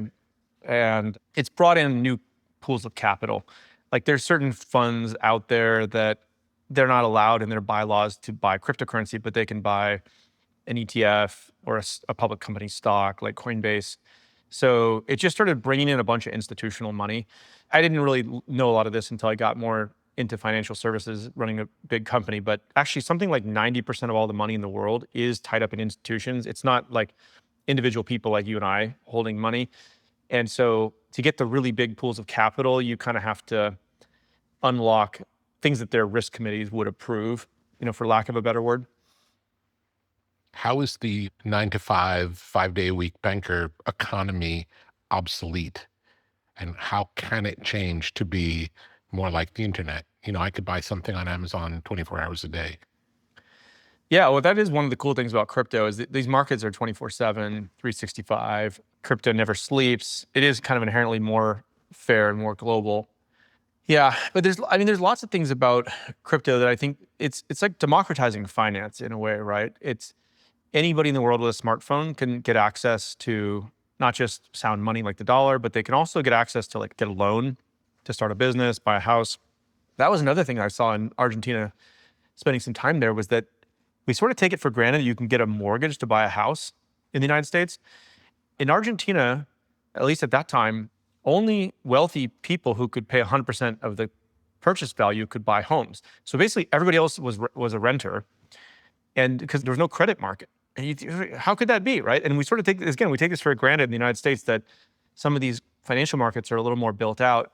So now with crypto, it's anybody who has a smartphone they can get a loan using DeFi, which is decentralized finance. They can do payments. They can invest in not just crypto assets, but increasingly like US stocks are getting tokenized. Like they could buy Tesla or NVIDIA. These are things that people all over the world have high demand for. So I think it's really... How does that work, the tokenizing of stocks? Are you actually buying the stock? So again, it's similar to like a stable coin where there's a share of the stock is stored in some US custodian, but they're issuing a token that's a one-to-one backed. And so the token rises and falls with the stock. Yeah. And right now we are in the early stages of working on something like this, along with the rest of the industry in the US, but no one's actually done it in the US yet, but in Europe, people have done it. So I think that'll come to the US relatively soon, hopefully. That sounds great. Yeah. That sounds great. What's the difference between holding your own Bitcoin versus keeping it in a bank like Coinbase? Well, when you say holding it in a bank, so there's kind of like a custodial way to hold it, like a self-custodial and a Coinbase custodial. Like if you want to trust Coinbase to store your crypto for you, you can do that. We're a big public company. We store actually over $500 billion or $500 billion of crypto assets for people. I think we're quite good at that. And if you forget your password, we'll help you reset it. Or, if people pass away and the estate planning, like we can kind of do the things that a trusted financial institution would do. But I also believe strongly in self-custody. Like, why should you have to trust Coinbase to store your crypto? Maybe you want to store it yourself. And in the past, there were various ways to do this. They were kind of technical, and people, unfortunately, have lost lots of crypto because they were trying to store it themselves, and maybe they lost the key, or it got in a fire or a flood or whatever. And so the self-custodial wallets have luckily started to get better and better, especially around like account recovery. That's something we're deeply invested in as well. We actually put a lot of time and effort into our own self-custodial wallet called the Base app, which is coming in the next version of it's launching soon. And yeah, for the people who are like really more like preppers, or they really want to store their own crypto, like they'd store bars of gold, There's other ways they can, like you can literally just have us 12 words on a piece of paper, or hopefully something more durable than that, stored in a safe or a couple locations around the world. And that it's not going to be very easy to use that crypto, like to spend it anywhere, but you can make sure that it's stored in a way that no one can ever take it from you. It's kind of powerful. What are all the services Coinbase provides now? Well, there's a lot. So we're, $90 billion public company, but we serve retail customers, we serve big institutions and governments. We have that developer crypto as a service infrastructure that helps power other companies doing crypto. And there's a variety of services there. So we do trading, payments, custody.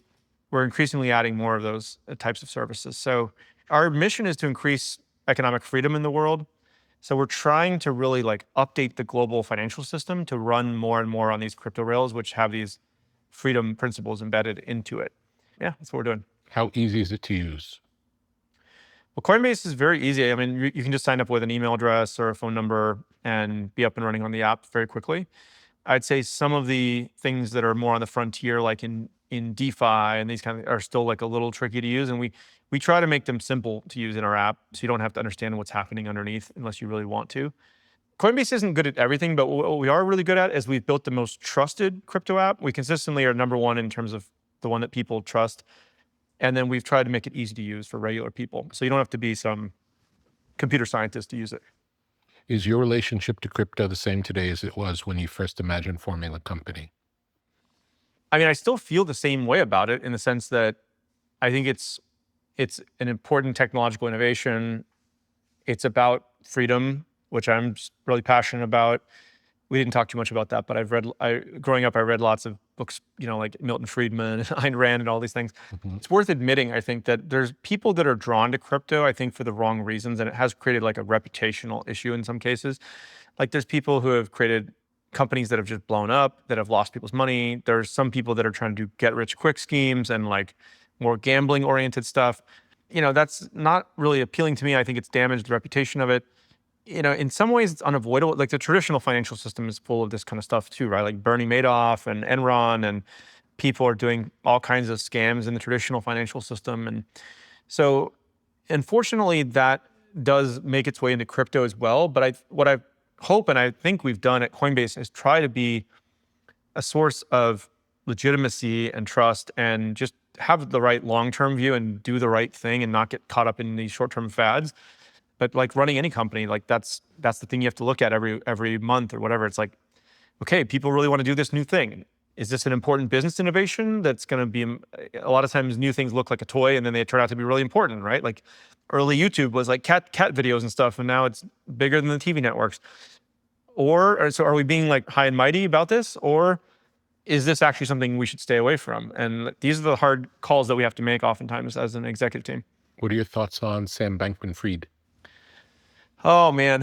I interacted with him a handful of times as he was building his company, and he really kind of rocketed up onto the scene. And, part of me at first, I think, was a little bit frustrated about it. I was man, I've been working on this industry for so long, and this kid is just he's on the cover of every magazine, and they're executing so fast, and maybe my company is inefficient and slow. And so it really caused us to kind of look at how it's competition, right? Competition breeds excellence. So I think it's good. You want to have people coming up and challenging you, and it creates a fire and drive. Now, I always kind of felt he was very smart, and I always felt he just had very high risk tolerance. But I will admit, I never suspected he was actually a fraudulent person, right? Mm-hmm. Some people might say a con man. He did not trigger that for me, which actually makes me nervous because it caused me to be more skeptical of people. I was man, if I completely missed that one, who else could I get fooled by, right? And the key thing that he did, right, which was unethical in my view and illegal, is that he took the customer funds and he invested them kind of out of his hedge fund without their permission, right? And so he kind of said, hey, all the money people have deposited here, which they've trusted me to hold on to, and maybe the customer wants to trade, but that's fine. They're making the decision to do that. In this case, he said, you know what? I'm going to make a decision on their behalf. He moved a bunch of the money into his hedge fund, and then he made a bunch of high-risk investments without their permission. So that's the illegal thing that he did. I do think that was a crime, and I'm not like here to pass judgment on anybody, but I do think that was wrong. And it's in some ways, I think it was justified that he got this prison sentence and everything. How did his fall impact Coinbase? Well, I just knew that for about a year, it was going to set the industry back. It wasn't going to be permanent. Like we had seen Mt. Gox blow up. We had seen Silk Road happen. There were other things like this. Unfortunately, they did happen periodically. But I know it, like, for instance, we were trying to get legislation passed in DC at that time. He had made a bunch of donations to Democratic candidates. And I just knew that everybody wanted to like wash their hands of the crypto industry at that point. And it was like persona non grata. All the legislation talks stopped. He was a competitor of ours, right? So I'm not totally unbiased here. But so in that sense, actually a lot of the people that had money in crypto, at that point, they were looking for like a refuge. And they said, oh, Coinbase is a public company. Their financial statements are audited and all these things. Like, at least I believe I can trust that. So we actually benefited in the sense that a lot of those clients came to us and funds, deposits came to us. But it did set the industry back. How difficult was it to be vetted in that way? How much of a leap was that? Yeah, I mean, it is incredibly challenging to do it the right way, quote unquote, especially if you see offshore companies that are breaking the rules and sometimes rocketing up in volume and competition. Like you have to sit there and have a lot of tough decisions about risk tolerance, right? Because sometimes the law is very clear and it's like, okay, do not cross this line. Other times, you know, the lawyers, they love to tell you these answers like, it depends. Yeah. You know, a lot of times the law is unclear, especially in new markets Yeah, you're doing something new, hasn't been done before, Yeah. so who knows what the rules are? Yeah. So, you know, we always try to have these heuristics like, do I feel good enough about this where I could recommend this product to my friends and family, right? Or, you know, if everything that we are doing in this meeting is just someone leaks it to the world, like a video recording, how do we feel about that? Could we stand behind it, you know? Or do we feel like we're being a little cute with this and that to try to just make more revenue because we were worried about competition? And you had to make dozens of decisions like that along the way.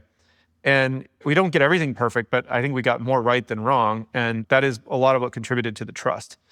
Now, we probably gave up some profited market share along the way. I mean, we certainly did, but we're trying to play for the long term here. So, yeah.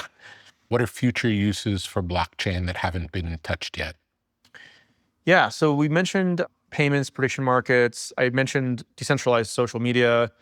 Decentralized identity, I think, is another big one where people will have, like, their assets could be associated with that, but also you could have attestations associated with a decentralized identity, which, you know, might be able to say like, okay, I'm a US citizen, or I'm over 21 years old, or like, if you need to get access to certain things, you can do what's called a zero knowledge proof. Like you don't have to give them a copy of your driver's license. You can show cryptographically that actually I am an accredited investor based on this attestation, but I'm not going to give you all my financial statements because that could just get leaked out there into the world. So it's improving privacy with decentralized identity. This is kind of a new thing. It's on the horizon. That sounds really useful.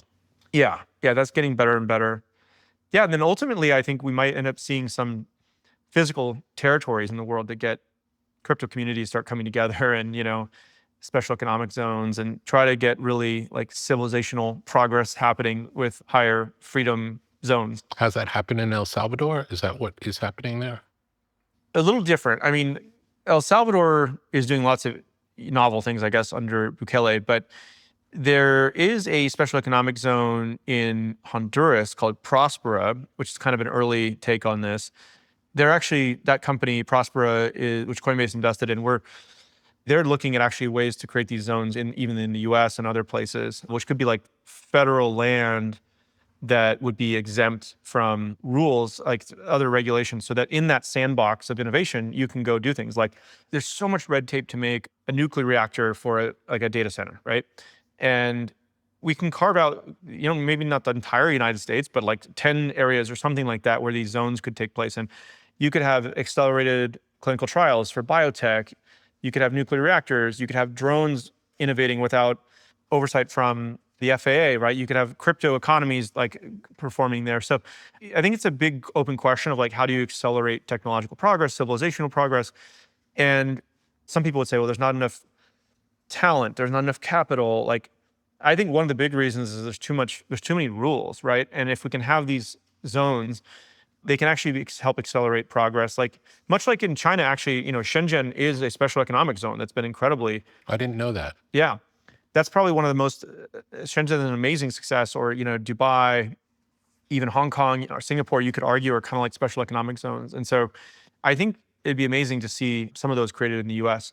There's interesting legal frameworks that could happen. Like you could either get something passed by Congress, or Native American tribes actually have special exemptions, or there's something called an interstate compact actually as well, which allows states to collaborate on something outside of the federal purview. It's typically done for things like water rights and highways and things like that. But in theory, you could use that construct to create special economic zones in the U.S. So sounds very exciting. Yeah, Prosper is looking into this. Is technology a force for good in the world? I think yes, unequivocally. It really goes back to like eyeglasses are a technology, right? The first person who wore those probably looked pretty silly running around, but now it's just kind of normal. Or if you go back to like stone tools and fire. So fire is just like a great example, right? I mean, fire has burned down people's cities and villages and burns your hand, but it can also warm your home and do all kinds of things, cook your food.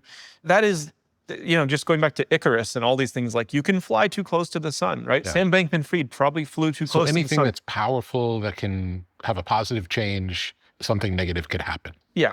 Just the nature of it. Yeah. That is the challenge we have in society today, is I think it's easy to point out risks and say, okay, my kids are addicted to social media and Chernobyl created damage to the environment. And, you can go on down the list. But if we stop innovating with science and technology, we stop all progress. I mean, technological progress and scientific progress are the root of everything that has gotten us out of being cold and dark and hungry and diseased in the world, right? It doesn't really matter what it is. Like if you want to have a better economy, if you want to have great education and healthcare, if you want to have a stronger military or whatever, the root of all of this is science, technology, creating more economic activity that can create better jobs, like better healthcare outcomes. But everything comes back to technology. So I think a lot about how we accelerate technological progress and move it in a positive direction, but mostly it's about accelerating it. What are the biggest roadblocks to accelerating? I used to think it was capital. Like I felt like, it's so hard to raise money. Like I told you my early story about raising money from Coinbase, et cetera. I now feel like there's actually more of an abundance of capital now that I've, met more people who have it and like venture firms and things. Then there's the issue of talent, right? It is pretty hard to find these entrepreneurial people or early employees for these things that are willing to take the leap into the unknown and do crazy things. But they're not just crazy people. Like they're also like really deeply competent as a biologist or an engineer or whatever it is. So talent is more scarce than capital. But then you go even a layer down further and you're like, okay, the barriers from a regulatory point of view are enormous, right? It's so hard to build something new in terms of getting licensing, getting sued by the government, getting blocked from permitting. Like it's hard to even build like a house in California, right? Much less high-speed rail, that whole thing they've been working on. And so I think if you go down even one level deeper, it's really culture is like the biggest barrier, because to have a society that can rapidly advance, you have to have a culture of people that want to do that. They are willing to, every time something bad happens, not say, well, this will never happen again. We need to put some new rule in place. They actually have to still have freedoms in society where people can be allowed to experiment, try ideas, live on the frontier. And we have to celebrate it, right? When it happens. Like Elon Musk, people may not agree with like his management style or his personal life or whatever, but it's kind of hard to deny the fact that he's built some really amazing things that can help advance humanity, like that no one else was able to do. Some people want to celebrate that and some people want to vilify it, and that's a fork in the road for a civilization to advance or go into decline.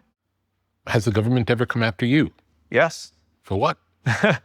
Okay, well, I used to be naively, what I thought growing up was the government publishes the rules, like laws and things, and you just make sure you never break the laws, and then you don't really have to engage with the government. Yeah, follow the rules. That's what I thought. Easy.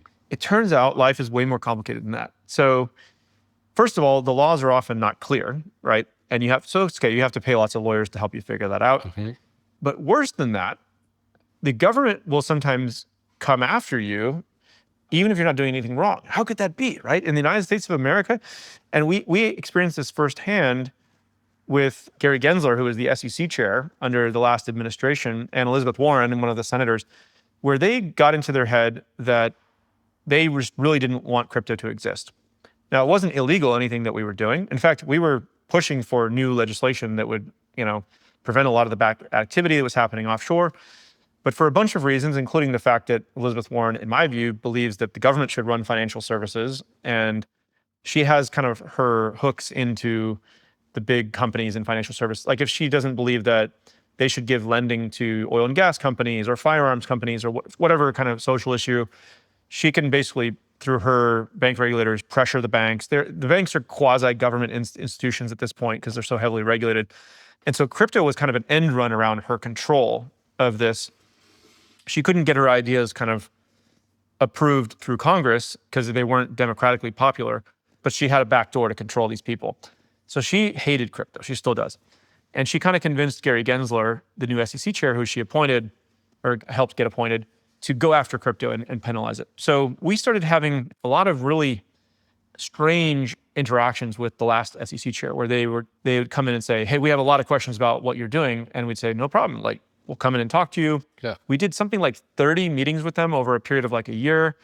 And I remember in some of these meetings, it was so awkward because I'd go in there and I'd say, here's 14 areas where our team would love more clarity about what the rules are. The law is kind of unclear. Maybe we're trying to get legislation passed. But in the absence, we'd love it if you could actually just publish some guidance to the industry about what you want to happen, and we can all follow it. There'll be a level playing field. Yeah. And I remember he told me in one of these meetings, he said, "I'm not going to help you with that problem. Talk to your lawyers." And I remember being kind of confused by this because I thought, doesn't he want companies to follow the rules? I'm sort of offering to follow the rules. And I realized on the call, one of his enforcement people was there, like just taking notes of everything I was saying. And then like a week later, we got a Wells notice, which was basically an intent for them to sue us in court for violating all these rules. And so it was not like a good faith conversation. He was kind of telling people in the industry, well, just come in and talk to me. And we'd go in and talk to them and you'd get sued the next week. And it was it was a trap. It was like They wouldn't tell you what you were doing wrong. Right. And actually, there's an area of the law where they are called the Administrative Procedures Act, where if the rules are not clear, they actually are required to like engage with industry and publish rules within a certain reasonable time period. So we actually sued them and we said, you're not following the Administrative Procedures Act, which Congress requires you to do. Later, a judge found that we were correct. And they said the SEC was acting in a, quote, arbitrary and capricious manner. So I realized something interesting about this, which is that I used to think that like regulators were here to like hold companies accountable and especially punish bad companies. And that is true to some extent. But it's also true that sometimes companies need to hold bad government accountable. And that's what we essentially shifted our mindset at a certain point where we said, okay, they're going to just unlawfully strangle our entire industry in the United States unless we become politically active. And, we had tens of millions of people who had signed up on Coinbase. There was like something like 50 million people in America who had used crypto. We said, this is a major voting block. How do we get these people organized? And we actually helped fund this 501c3 called standwithcrypto.org. And it got 2 million people to raise their hand in the United States and say, I want to elect pro-crypto candidates. I think this is something I want to use. There should be clear rules. Why are you attacking this industry? And it actually became a very powerful organization in the last election where, not to put it too bluntly, but like certain members of the Senate got voted out of office because of the crypto voters. Wow. And suddenly everyone in DC started to take it more seriously. Okay, this is something I need to really have an opinion on, and I can't just willy-nilly attack this group of people. It's like politically unpopular or politically risky to be anti-crypto. So anyway, that really shifted my worldview where I felt like I could just follow the rules and stay out of it. But no, if we don't develop political power as an industry or a group of people using this new technology, someone is going to unlawfully come and try to kill us. Which is the last thing you want to do. You really just want to be left alone. Yeah. You found out that you'll be attacked for just trying to follow the rules. Yeah. That's amazing. Yeah, and there were no clear rules, even though we asked for it. But you're right, there was some great phrasing like that where it's like, even if you're not interested in the government is interested in you. Yeah. And it's like a lot of people who've never tried to start a company, I understand why they might just feel like, yeah, there should be more rules and regulations and all this. But if you've ever gone and tried to build something new in the world, you realize how much, not just red tape there is, which can be bureaucracy that's expensive and slows everything down, but actually like really unethical behavior that you can just get attacked for these things. Like I kind of naively assumed if you're trying to build something new in the world, some people might not care, some people might think you're crazy, but nobody would actually be trying to stop you. But no, it's like people will actually come and try to attack you if you try to build something new in the world. And so you have to develop thick skin. You were called crazy in the beginning by people who were on your side, told you your ideas were bad ideas, don't do it. And now you get presented ideas that could be crazy by a lot of different people. How do you know what's crazy good versus crazy bad?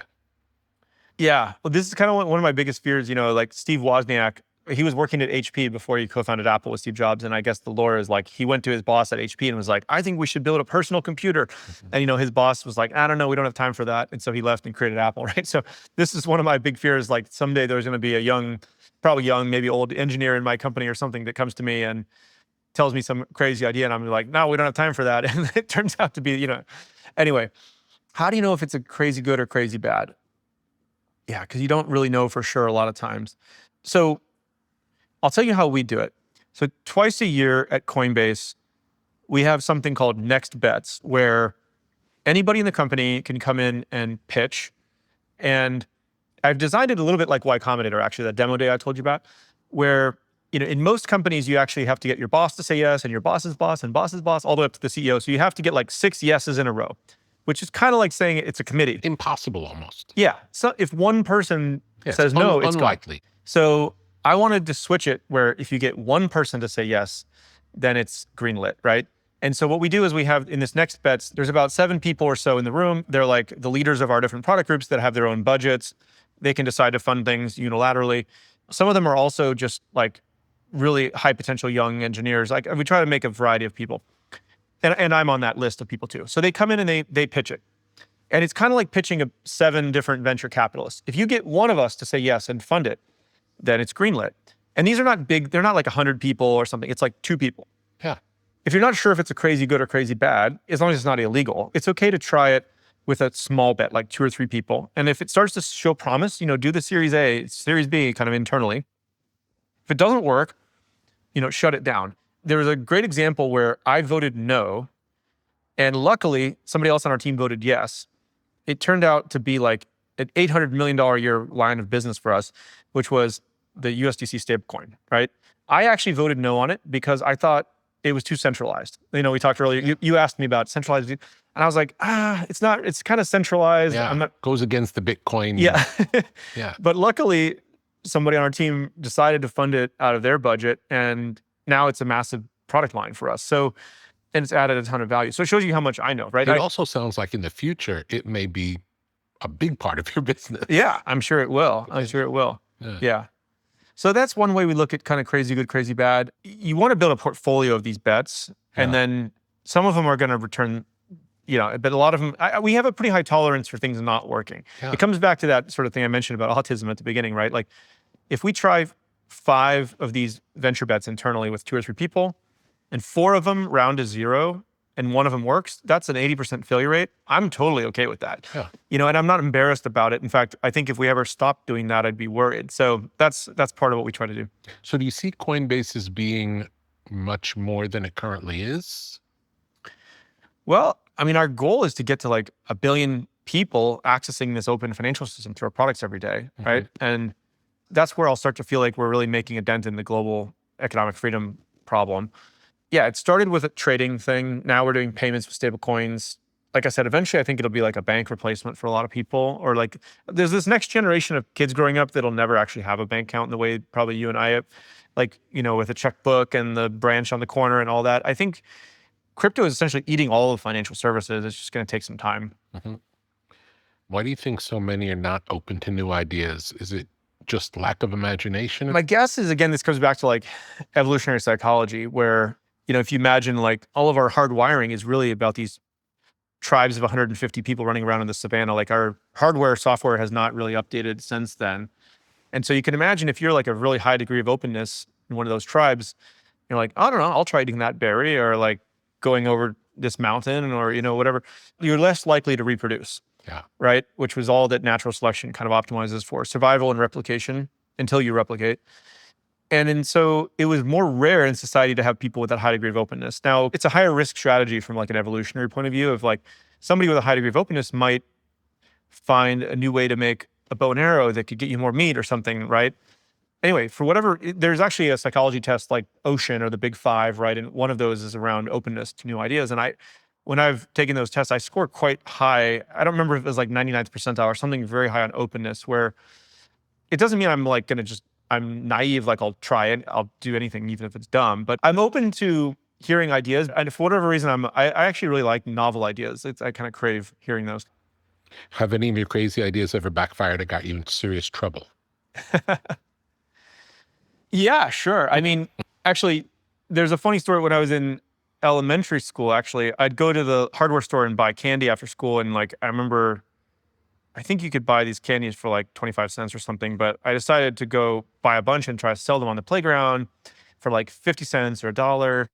And I remember the principal like called me into his office one day and was like, hey, you can't be like charging kids for like food on the playground and stuff. And I remember I'd never really been in trouble with the principal before, so it was kind of a big deal. But I remember seeing something in his eye, even at that young age, where he was like, he didn't want to completely deter me of this notion because he was like, this might be valuable at some point.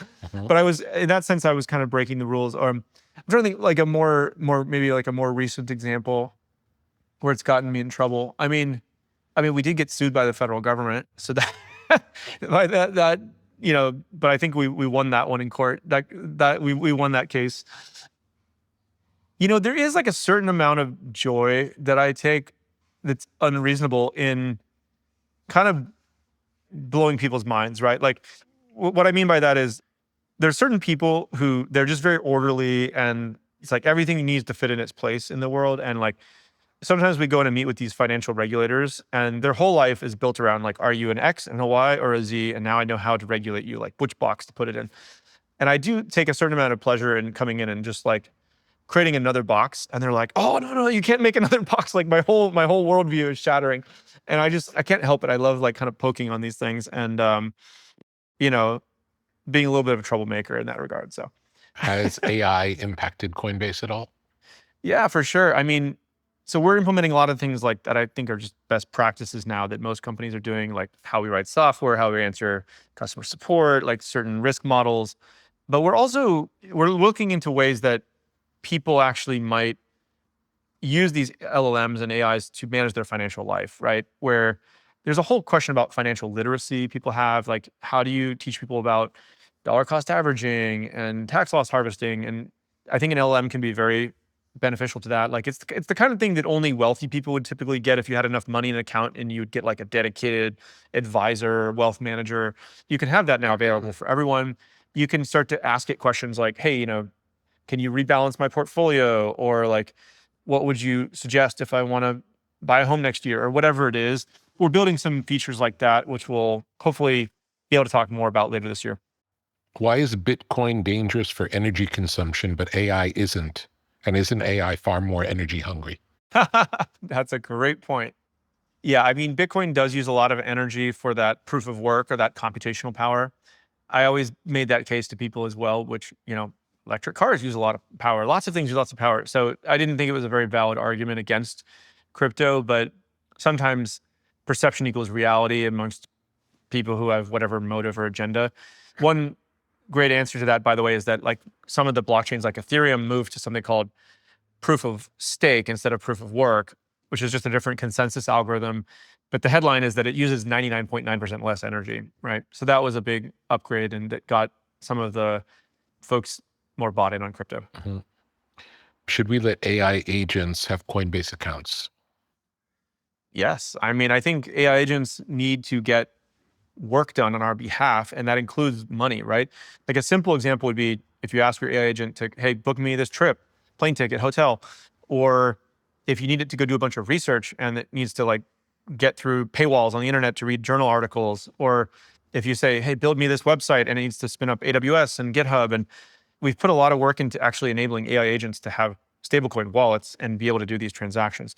So we launched this protocol called X402, which allows any web request an AI agent makes to have a small payment attached to it.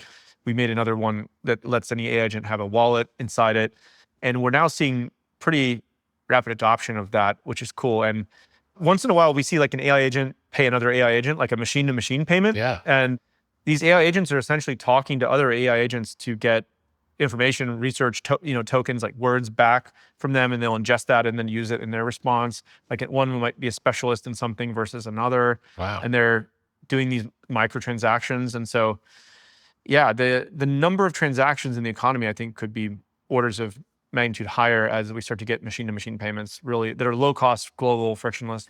And for the people who the agents are working for, would they just put limitations? You can spend up to this on this project. Is that how it would work? Yeah, it's like an employee. You'd give it kind of spending limits. And I mean, the crazy thing is like, well, you say, why wouldn't you give your AI agent like a credit card or something? But the whole apparatus behind banks that issue credit cards is they have to collect your identifying information, and you have to be a human being, and there's like chargebacks and user agreements. So the whole idea of like an AI agent, there's no human issuing a card to something that's not a human, is like, it breaks all of the financial services regulations around that. So I think stablecoins are a unique opportunity to be the default rail for AI. Are there any particular companies on the VC side of your business that you're particularly curious about? Yeah. Okay. So Coinbase Ventures has invested in something like 500 startups now. And there's a bunch that are doing interesting stuff. Some of them are doing prediction markets that are totally on chain, which I think is like an interesting next evolution of that. There's some that were building like an on-chain ad network that I thought was interesting. Oh man, there's so many. Some of them are building just wallets and exchanges in emerging markets. Like they're really big in a certain country around the world that is doing a good job. One that I think needs to still get developed, I haven't seen yet, is like an on-chain decentralized credit score. So, like in the traditional world, we have like a FICO score or your credit score, and you can use that to get a loan or something. We don't have an equivalent yet in the decentralized identity world. I think that somebody should probably build that. So there's things like that. Tell me about the idea of going public. Now, it's 100 times easier to start a company, but it seems much harder to go public. Yeah. Is there a way around that? Well, I mean, you can stay private forever, of course, and some big companies do that. I think that what'll happen in the future is that the life cycle of starting a company, raising money, and eventually going public will happen more and more on chain. So, describe that. Well, I guess just to explain the full vision. So today you often will create like a C corporation in the United States, in like Delaware or something, right? On chain, you can actually make what's called a DAO, or a decentralized autonomous organization. So it's kind of like the Delaware C Corp equivalent, and you can manage all of your governance and voting and things like that on chain in a smart contract, okay? Then you need to raise money. So you can issue shares out of that DAO and go on a platform like Coinbase. We're building this functionality now. We just acquired this company, Echo, that does this, but we're trying to integrate it, where you could actually go in there and click a button and say, I want to raise money in my Series A, kind of like what I did with Y Combinator back, 13 years ago. And anybody around the world who reads your investment memo or whatever, they could decide to invest and click a button, and like the USD coin or Bitcoin or whatever they want to use just instantly flows in, right? Today, raising money is a huge pain for companies. It's like you're chasing all these lawyers, and there's all these like bank transfers, and like it takes months and months, and it's super expensive. So you got capital formation happening more easily. And then you can get to a certain maturity or size of company where you now want to go public, but do it on chain and make it available to retail investors, right? Now, depending on which country you're in, like you still need to probably follow the rules there, but like auditing the company should be easier if it's all on chain, because like every transaction is just on a transparent ledger, right? Yeah. I think would this be a whole alternate marketplace? I think that from a customer point of view, they won't really know what market it's trading on. Like one thing I've realized is a lot of people don't care about whether it's trading on chain or in a centralized exchange or something. They just want to buy cool things that they think are interesting, right? Like, so we're trying to just take all that complexity out from the interface from their point of view. But yeah, I think like today, it's actually very difficult to raise money. And there's only a few places like Silicon Valley where you can walk down Sand Hill Road and someone will be crazy enough to write you a check for this next crazy thing. I went to school in Houston, like there was no venture capital there. And imagine you grew up in like Bangladesh or something. Like there's definitely nobody writing you a check for your crazy tech robot thing or whatever. So if we can actually just democratize capital formation and fundraising, there's people all over the world who have cool ideas. They just don't have the ecosystem built Access. up. Yeah. I think there could be something like 1,000x the number of startups or something per year. If hopefully good ones, if you fixed like the friction around fundraising, capital formation, and just incorporation and all that. If that all happens and works, would Wall Street become obsolete? Well, it's like any big paradigm shift. Like some of the firms will be smart and make the leap, and others will not. And so, it's the innovator's dilemma. Do you have any competitors? Sure. And how would you describe them versus you? And are any of the old model financial institutions, are they your competitors, or do they look at you as their competitors? Well, yeah. So a lot of times in financial services, it's funny because you're competing with them on one thing, but you're partnering on another thing. And so I don't want to like disparage any other company out there, but I will say from Coinbase's point of view, the thing we try to do is we try to be the most trusted. We try to make the easiest to use products, and we try to have deep crypto experience, right? That's what we're trying to be the best in the world at. So yeah, we work with lots of those firms that are coming into crypto for the first time, and there's other people doing stuff in crypto, which I think is not as trusted or it's not as easy to use. That's what we try to do, is most trusted, easy to use, deep crypto expertise. Now with stable coins, do you think any national currencies around the world will disappear? Actually, yes. I mean, I think there's something like maybe like 150 or so fiat currencies in the world. This might be a provocative statement, but I'd say like maybe the top 5 or the top 10 should exist, and the rest should probably just all go away and be replaced by Bitcoin and crypto. I mean, there's no reason to have every long tail country have its own fiat currency. I think most of those currencies are abused and not well managed and have low trust. And so, yeah, I think crypto can update that. Tell me about your relationship with Visa. Well, we work with Visa on a number of things. We issued like a Coinbase debit card through them. They've done some really interesting pilots just in terms of starting to work with stable coins and things like that. And I think they have really great leadership that understands this technology trend and why it's potentially something they should get involved in.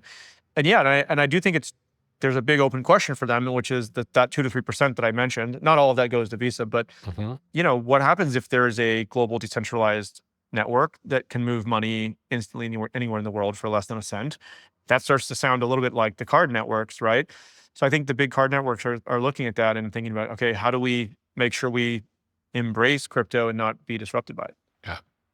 Tell me about smart contracts. Yeah, well, smart contracts are a really innovative concept, really pioneered in Ethereum, which is one of the blockchains that came after Bitcoin. And it allows you to put a contract into code, right? And it can say, I'll give you an example. Let's say that you and I wanted to start an investment fund, and we each have like a 50-50 vote, and we both have to vote yes for an investment to be made. We can encode all of that into a smart contract on chain, and we can each put in our initial seed capital, and then proposals can come into the chain and say, okay, Rick thinks we should invest in company ABC, record all the votes, and the money just goes out. And all these rules can be enforced in the contract. Currently, the way this works in companies is it's enforced in legal contracts, which every time this needs to be interpreted, you have to pay lawyers. Oftentimes when people disagree, lawsuits ensue. It's all very slow and cumbersome. And so what if the law was code and it executed literally what we agreed to? It's not like open to interpretation, right? So smart contracts are a powerful concept. They're a little complicated to write. They need to get easier to write. Would AI make them easier to write? Potentially, yeah. I mean, AI is making every piece of code easier to write, and it's good at auditing code as well to look for vulnerabilities, which is important. But a lot of these things I've mentioned previously, like algorithmic stablecoin that's truly decentralized, or decentralized identity, even like tokenized stablecoins or stocks, these are all really smart contracts underneath. So those are all ways that people have made novel things with smart contracts. So it already is happening. Yeah. What is Give Crypto? Well, Give Crypto is a nonprofit that I created. It no longer exists. This was a experiment that I tried. I was starting to get interested in the philanthropic side of things as Coinbase started to have success. And I was trying to think about, okay, what is crypto uniquely good at? So if it's good at making these global, fast, cheap transfers, what if we tried doing like direct cash giving to people in emerging markets in need and seeing if they can benefit from this? It was a little bit like, this was back around the time of like some of these universal basic income experiments, and like Give Directly was another nonprofit I had looked at that was doing this kind of, I guess like rigorous based giving around how could you save a life for the smallest, like the most optimal amount of giving, things like that. Anyway, I hired a guy to run it. We worked on it for a number of years. I guess one positive thing we learned was that if you do send small unconditional cash transfers to people in emerging markets, they actually can benefit from it. Like their scores around like hunger and medical needs and things like that improved. When the cash transfers stopped, those metrics went right back to baseline though. It had no durable positive effect. And I guess what I was hoping maybe was that, I don't know, people might use the funds to like, people always proverbially in these microloan things would talk about, they'd buy a cow and that would allow them to create a business, but in our experiments, it didn't have any durable effect. The other thing that I learned about it, I'd say it gave me like a bit of a, kind of humbled me about how difficult it is to do philanthropy well. Yeah. Like that was the first time I had tried doing something philanthropic. And I mean, you can accidentally do harm sometimes in philanthropies. Like if you give people free bicycles and it destroys the local bicycle shops or whatever, right? Yeah. I'd say I'm like more pessimistic on universal basic income now. I think that idea is less likely to work. I'm more skeptical on microloans. I actually think most charities, I guess it's true of most companies too, but most charities are not well run and don't have a good impact. Like there's various reasons people are doing it for like tax optimization and things, and I guess like anything, like maybe the top 1% of charities are probably doing great stuff. Charities attract a lot of like, I'd say unethical people too, and for whatever reason. I'd say that maybe like a little jaded on philanthropy, but yeah, it gave me respect for how to do it well. I don't know. I maybe if it's not already clear, like I'm a big believer of like capitalism as a way to do good things in the world. I just think it's more clear. It's like, hey, if I make a product and people buy it, the only reason they're buying it is they're getting more value from the product than the money they paid. Like they want the jug of milk more than the dollar or whatever. Yeah. And so both parties benefit in capitalism in a very like honest way. And so in a charity, people only come back and buy more milk if they like milk the last time. Yeah, or if your milk is better quality or lower price or whatever, you have to be doing something better. And it's in some ways the like free markets are the best regulator, because if you're not making a good product or better quality, better price, like people are just going to leave and go somewhere else. Yeah. And they have choice. How do you create choice? You need a lot of people to try creating competing products. Anyway, I'm very much like, more free market oriented on this. And that's how I think you can protect people. How did you come to the longevity company? Well, so after Coinbase went public in 2021, and I'd spent 10 years or so getting this thing from like an idea on my laptop to public company. And I remember I had this period of time where I was like, okay, do I want to be a public company CEO? And I went around and talked to some other public company CEOs, and they sort of told me the pros and cons of it. And I figured, okay, I want to do at least another 10 years. Like I really want to see this thing through. I feel like we're just getting started. But I also had all these ideas, and I had some liquidity from the IPO, and I was like thinking, okay, how can I try to help make progress? There's a sort of golden age we're having in software where like fortunes are being made, but like the hard tech companies, robots and biology and space, and they require a lot more capital and they're a lot higher risk. And so I really admired some of these people who had taken money from their early software companies and tried even harder things, right? So I was like, okay, what do I want to try to do? And I think a lot of these areas that I identified that were like the biggest potential needle movers from like a civilizational progress point of view, it's like, okay, clearly AI and energy and robotics and like fusion energy and space and brain machine interfaces, which I'm very interested in. I was like, okay, I think there's like good teams working on these, and I didn't feel like I had something unique to contribute. One of the other areas on the biology, there's like digital life and there's like the biological life. I'm like, who's working on biological life? Like who's making that, accelerating evolution and embryo editing, and like, there's all these human enhancement companies that are now like the GLP-1s are an example of this. It's like $1 trillion drug because like healthy people are taking it. Anyway, I started to host these dinners. I reached out to a couple of friends of mine that were like the smartest kind of biotech folks, and I was like, let's put together some dinners. And we go around the table and ask all these smart like scientists and CEOs and stuff like, what's the most important thing on the horizon in the biospace that you think is not getting enough funding and attention. And people told me all kinds of crazy ideas, but one of the things they mentioned was epigenetic reprogramming, okay, which is basically like you can change your cell state.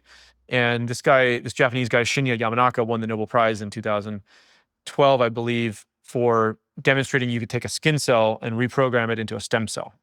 You might remember under like George W. Bush, they had like sort of banned stem cell research. And so people were looking for ways to get skin cells into stem cells so you could have a way to do this. And I went down another rabbit hole, kind of like with the Bitcoin white paper, where I started reading all about epigenetic reprogramming and, okay, you can change cell state, and some labs had shown like early good research on this.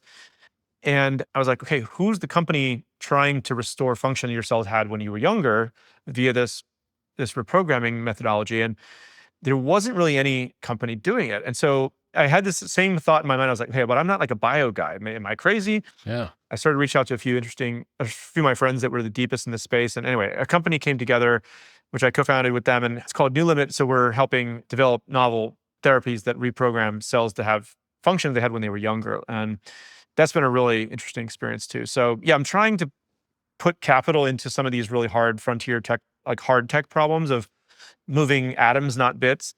And that's been really fun. That sounds really exciting. Yeah. What stage you at now with that company? Well, we've raised a Series B. There's about 40 people in a lab in South San Francisco. And we have... Have you done any trials? Our first drug candidate is probably going to go in clinical trials in 2027. Yeah, like we've built this whole machinery that kind of does like millions of hypotheses in using AI, and then it takes the best ones and does them in the lab through this pooled screening approach. And the most promising, we do it in different cell types, like your liver cells and immune cells and your vasculature cells. And then we take the most promising candidates with that. We run functional assays, and then we test them on mice. Some of these are actually like humanized mice. They're like a mouse with like a human liver inside it, and like different models people have come up with. We've demonstrated now for the first time that we can restore the state that aged human cells had when they were younger, or some of the function they had when they were younger. And so we're taking that, our first drug candidate, and it'll run through human trials in 2027. But there's a pipeline of these that we're going to do across different cell types, like your skin cells and your muscle cells. And so I'm hoping it throws off, a dozen or more different drug candidates. Some of these might be base hits. Some of them might not get approved. Some of them might be a home run. We'll see. You created Coinbase to create an alternative financial system. If you were tasked with running JP Morgan, how would you change to be the company of the future? Yeah. Well, those companies are already doing very well, I should say. So it's not a turnaround, like they're failing, but I know what you mean. How would I like change the culture? Yeah. Yeah, I mean. Or future-proof them, let's say. Future-proof, okay. It's a good question. I mean, changing the culture of any organization is really difficult, right? I'm doing it every day in kind of more iterative ways, but if you wanted to come in and just dramatically change the culture, yeah, I think what you would do is you would first come in and take the lay of the land, right? You'd come in, you have some biases in your mind coming in, but you don't want to just come in and without any context and be like, make some chopping heads off or whatever. So you come in maybe, I don't know, relatively quickly, let's say 2 weeks, 4 weeks. You don't want this to be a long thing. Through interviews? How would you do it? Yeah, you'd go around and try to like just meet a lot of the key people. And you'd get the lay of the land and reinforce some ideas here and there, what's good, what's not good. And then I think after 30 days or so, you would try to write down a set of changes. And you don't want to make it like 100 things. You got to boil it down and keep it simple for people. And, an example might be, let's say you had the insight that there's not enough engineers running things and there's too many lawyers or whatever. Okay. That sounds like a realistic one. Yeah, that would be an example. So like if you want it to be a tech company, more engineers have to be in charge of stuff or something, right?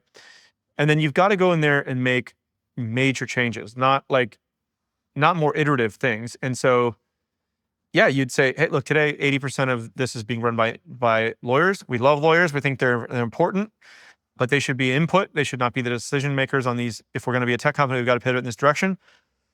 These 25 engineers are now in charge of these things. Thank you very much. And by the way, some people might leave, and that's okay. Like you might need to, because they just lost, somebody's getting power, someone's losing power. So you have to be willing to break eggs along the way. Or if you thought the company was like, too unprofitable or too profitable. These are the kinds of big sweeping changes you'd have to make. It would really depend on the situation of what you were trying to accomplish, but that's just kind of leadership 101 is like, go in and talk to as many people as you can, ask them what's going well, what's not going well, what would you change if you were me, but also have your own biases and then make big changes and don't be afraid to upset people. And in the tech world, you would always put the most trust in the engineers. That's who you base it on. Well, it's hard to make absolute statements. It's like anything. If you want to be a tech company, I do think you should have more engineers running things. And we have this debate inside Coinbase quite a bit, like who should be the DRI, right? Like the directly responsible individual. There are situations where we put other, like product managers, designers, lawyers, other people in charge of it. Like if we're saying, hey, we need to get a license in this country, let's make it a lawyer, right? Yeah. It's situation dependent. But I do think in general, that is a difference between traditional financial services and tech companies, is that in traditional financial services, they think of engineers, software engineers as like kind of like the IT department. Yeah. And they don't have as much power within the organization. And in tech companies, they do. You think of the engineers as the company, and then the lawyers keep the company out of trouble. Yeah. There's like the go-to-market functions, which are building the products for customers. And then there's the risk functions. It's like HR, compliance, finance. And you want to make sure that like the risk function is there to make sure you don't blow the place up. But you should have the people, the go-to-market functions, product engineering, design, et cetera, being the owners of those things. Otherwise, you have a company run by lawyers and it's like super risk averse. Yeah. So you're not going to get in trouble, but you're never going to do anything innovative ever again. What are opportunities available for successful legacy companies to use blockchain to improve their business? I mean, one of the big ones is just upgrade to stablecoin payments. Most companies are paying a bunch of fees and they have a bunch of delays. Like they have cash sitting in accounts in different countries around the world. They're exposed to FX risk. As they just start moving more and more to stablecoin payments, it takes a huge cost and inefficiency out of their company. Other people are like, let's say you're an e-commerce site and you're trying to accept payments, right? Like, again, you're losing 2 to 3% on credit cards. Like you can just update stablecoin payments. Some companies are actually holding Bitcoin on their balance sheet now too, because they're worried about inflation risk. Mm-hmm. So there's a whole like treasury management piece of that. Yeah, in the future, there'll probably be other things, but those are some for today. Why is crypto so difficult for us normies to understand? Because it's complicated. I mean, the average person, unless you have like a computer science degree and studied economics, it's difficult to get into the details of it. So I don't blame people for not understanding it deeply, but there's lots of examples of things in history, like even electricity. People don't understand how electrons work, but in conductivity, but they can use a light switch, right? Or the internet, right? The early internet was like, command lines and dial-up and IP addresses. It wasn't until we got like a web browser, the average person could just click a link and benefit from it, share photos with their kids. So that's the stage crypto is going through, is like, it needed to become more scalable, just like the internet went from dial-up to broadband. It needed to become more usable, like instead of these Bitcoin addresses, like IP addresses, getting human readable addresses now. It's getting better security where people don't just lose their self-custodial wallets. Like all these things are updating. The internet is probably the best analogy actually to crypto, how it's evolving. Is there a bank run equivalent scenario for crypto? A bank run. I mean, sometimes people may not know what that word means. So of course, like in banks, they actually do something called fractional reserve, where they don't have all your money there. They're lending out sometimes like 95% of it, right? And so if a bunch of people come and try to withdraw their money at the same time, it creates a liquidity crisis. And this is where you have FDIC insurance, et cetera. My view is that fractional reserve is actually one of the like original sins of the banking industry.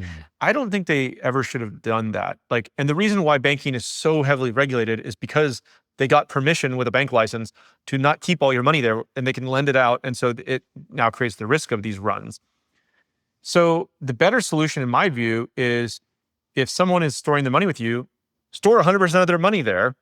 And if they want to earn a return on their money, they can choose to put it into some vehicle and earn rewards or yield, or like lend it to some, the customer makes that choice to lend it. Yeah. And then they're agreeing, oh, I'm not going to get my money back for like 3 years or whatever the time period. I think this next generation of financial service companies, including Coinbase, like we can make a good living, a very healthy business without engaging in fractional reserve, and it eliminates this entire category of risk. So Yeah, like with stable coins, they're 100% reserve. So there's no possibility of a bank run in that case. I mean, you did see companies like FTX with Sam Bankman-Fried that blew up in a run scenario, but that's because he was committing fraud. He took the customer funds without their permission, put them in a bunch of longer term investments, high risk things. And then when everyone came to withdraw, he's like, actually, I don't have the money. That's because he was violating the law and his user agreements. If you have 100% reserves, which, Coinbase's reserves are audited and Deloitte comes and looks at these things periodically. And so you can trust them, or in a self-custodial wallet, you don't have to trust us or Deloitte. You can just store it yourself and it's 100% reserve. So that's an important area crypto can create more trust. It sounds like the fractional reserve issue is similar to fiat cash not being backed by gold. It's the same principle. Is that right? So that's another great example. I mean, yeah, so fiat, a lot of people think the dollar is backed by gold. It's actually not anymore, right? And through a series of events starting in the 1930s and then in 1971 under Nixon, it finally went off the gold standard. So it's not like for the dollar, they're claiming there's a certain amount of gold, and then you could go and see if it was fractional reserve or less.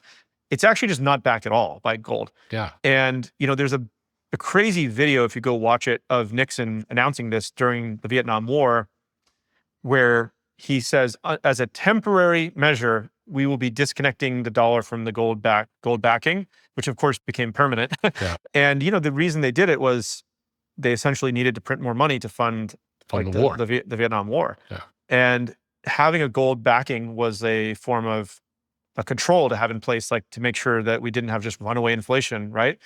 There's actually a great website, I don't know if you've ever seen, it's called WTF Happened in 1971. And it's all these like crazy graphs all over the world of something just inflected in 1971. It's basically the US went off the gold standard. And there's a lot of truth in that. In some ways, Bitcoin is a return to a new gold standard, right? For the monetary system. And I'm here for it.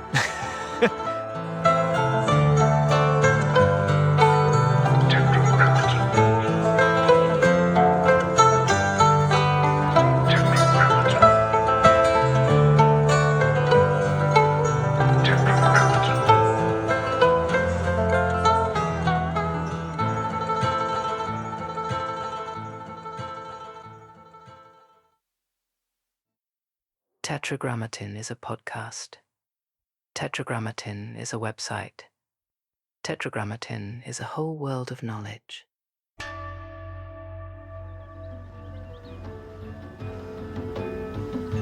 What may fall within the sphere of Tetragrammaton? Counterculture? Tetragrammaton. Sacred geometry? Tetragrammaton. The avant-garde? Tetragrammaton. Generative art? Tetragrammaton. The tarot? Tetragrammaton. Out-of-print music? Tetragrammaton. Biodynamics? Tetragrammaton. Graphic design? Tetragrammaton. Mythology and magic? Tetragrammaton. Obscure film? Tetragrammaton. Beach culture? Tetragrammaton. Esoteric lectures? Tetragrammaton. Off-the-grid living? Tetragrammaton. Alt spirituality? Tetragrammaton. The canon of fine objects? Tetragrammaton. Muscle cars? Tetragrammaton. Ancient wisdom for a new age. Upon entering, experience the artwork of the day. Take a breath and see where you are drawn.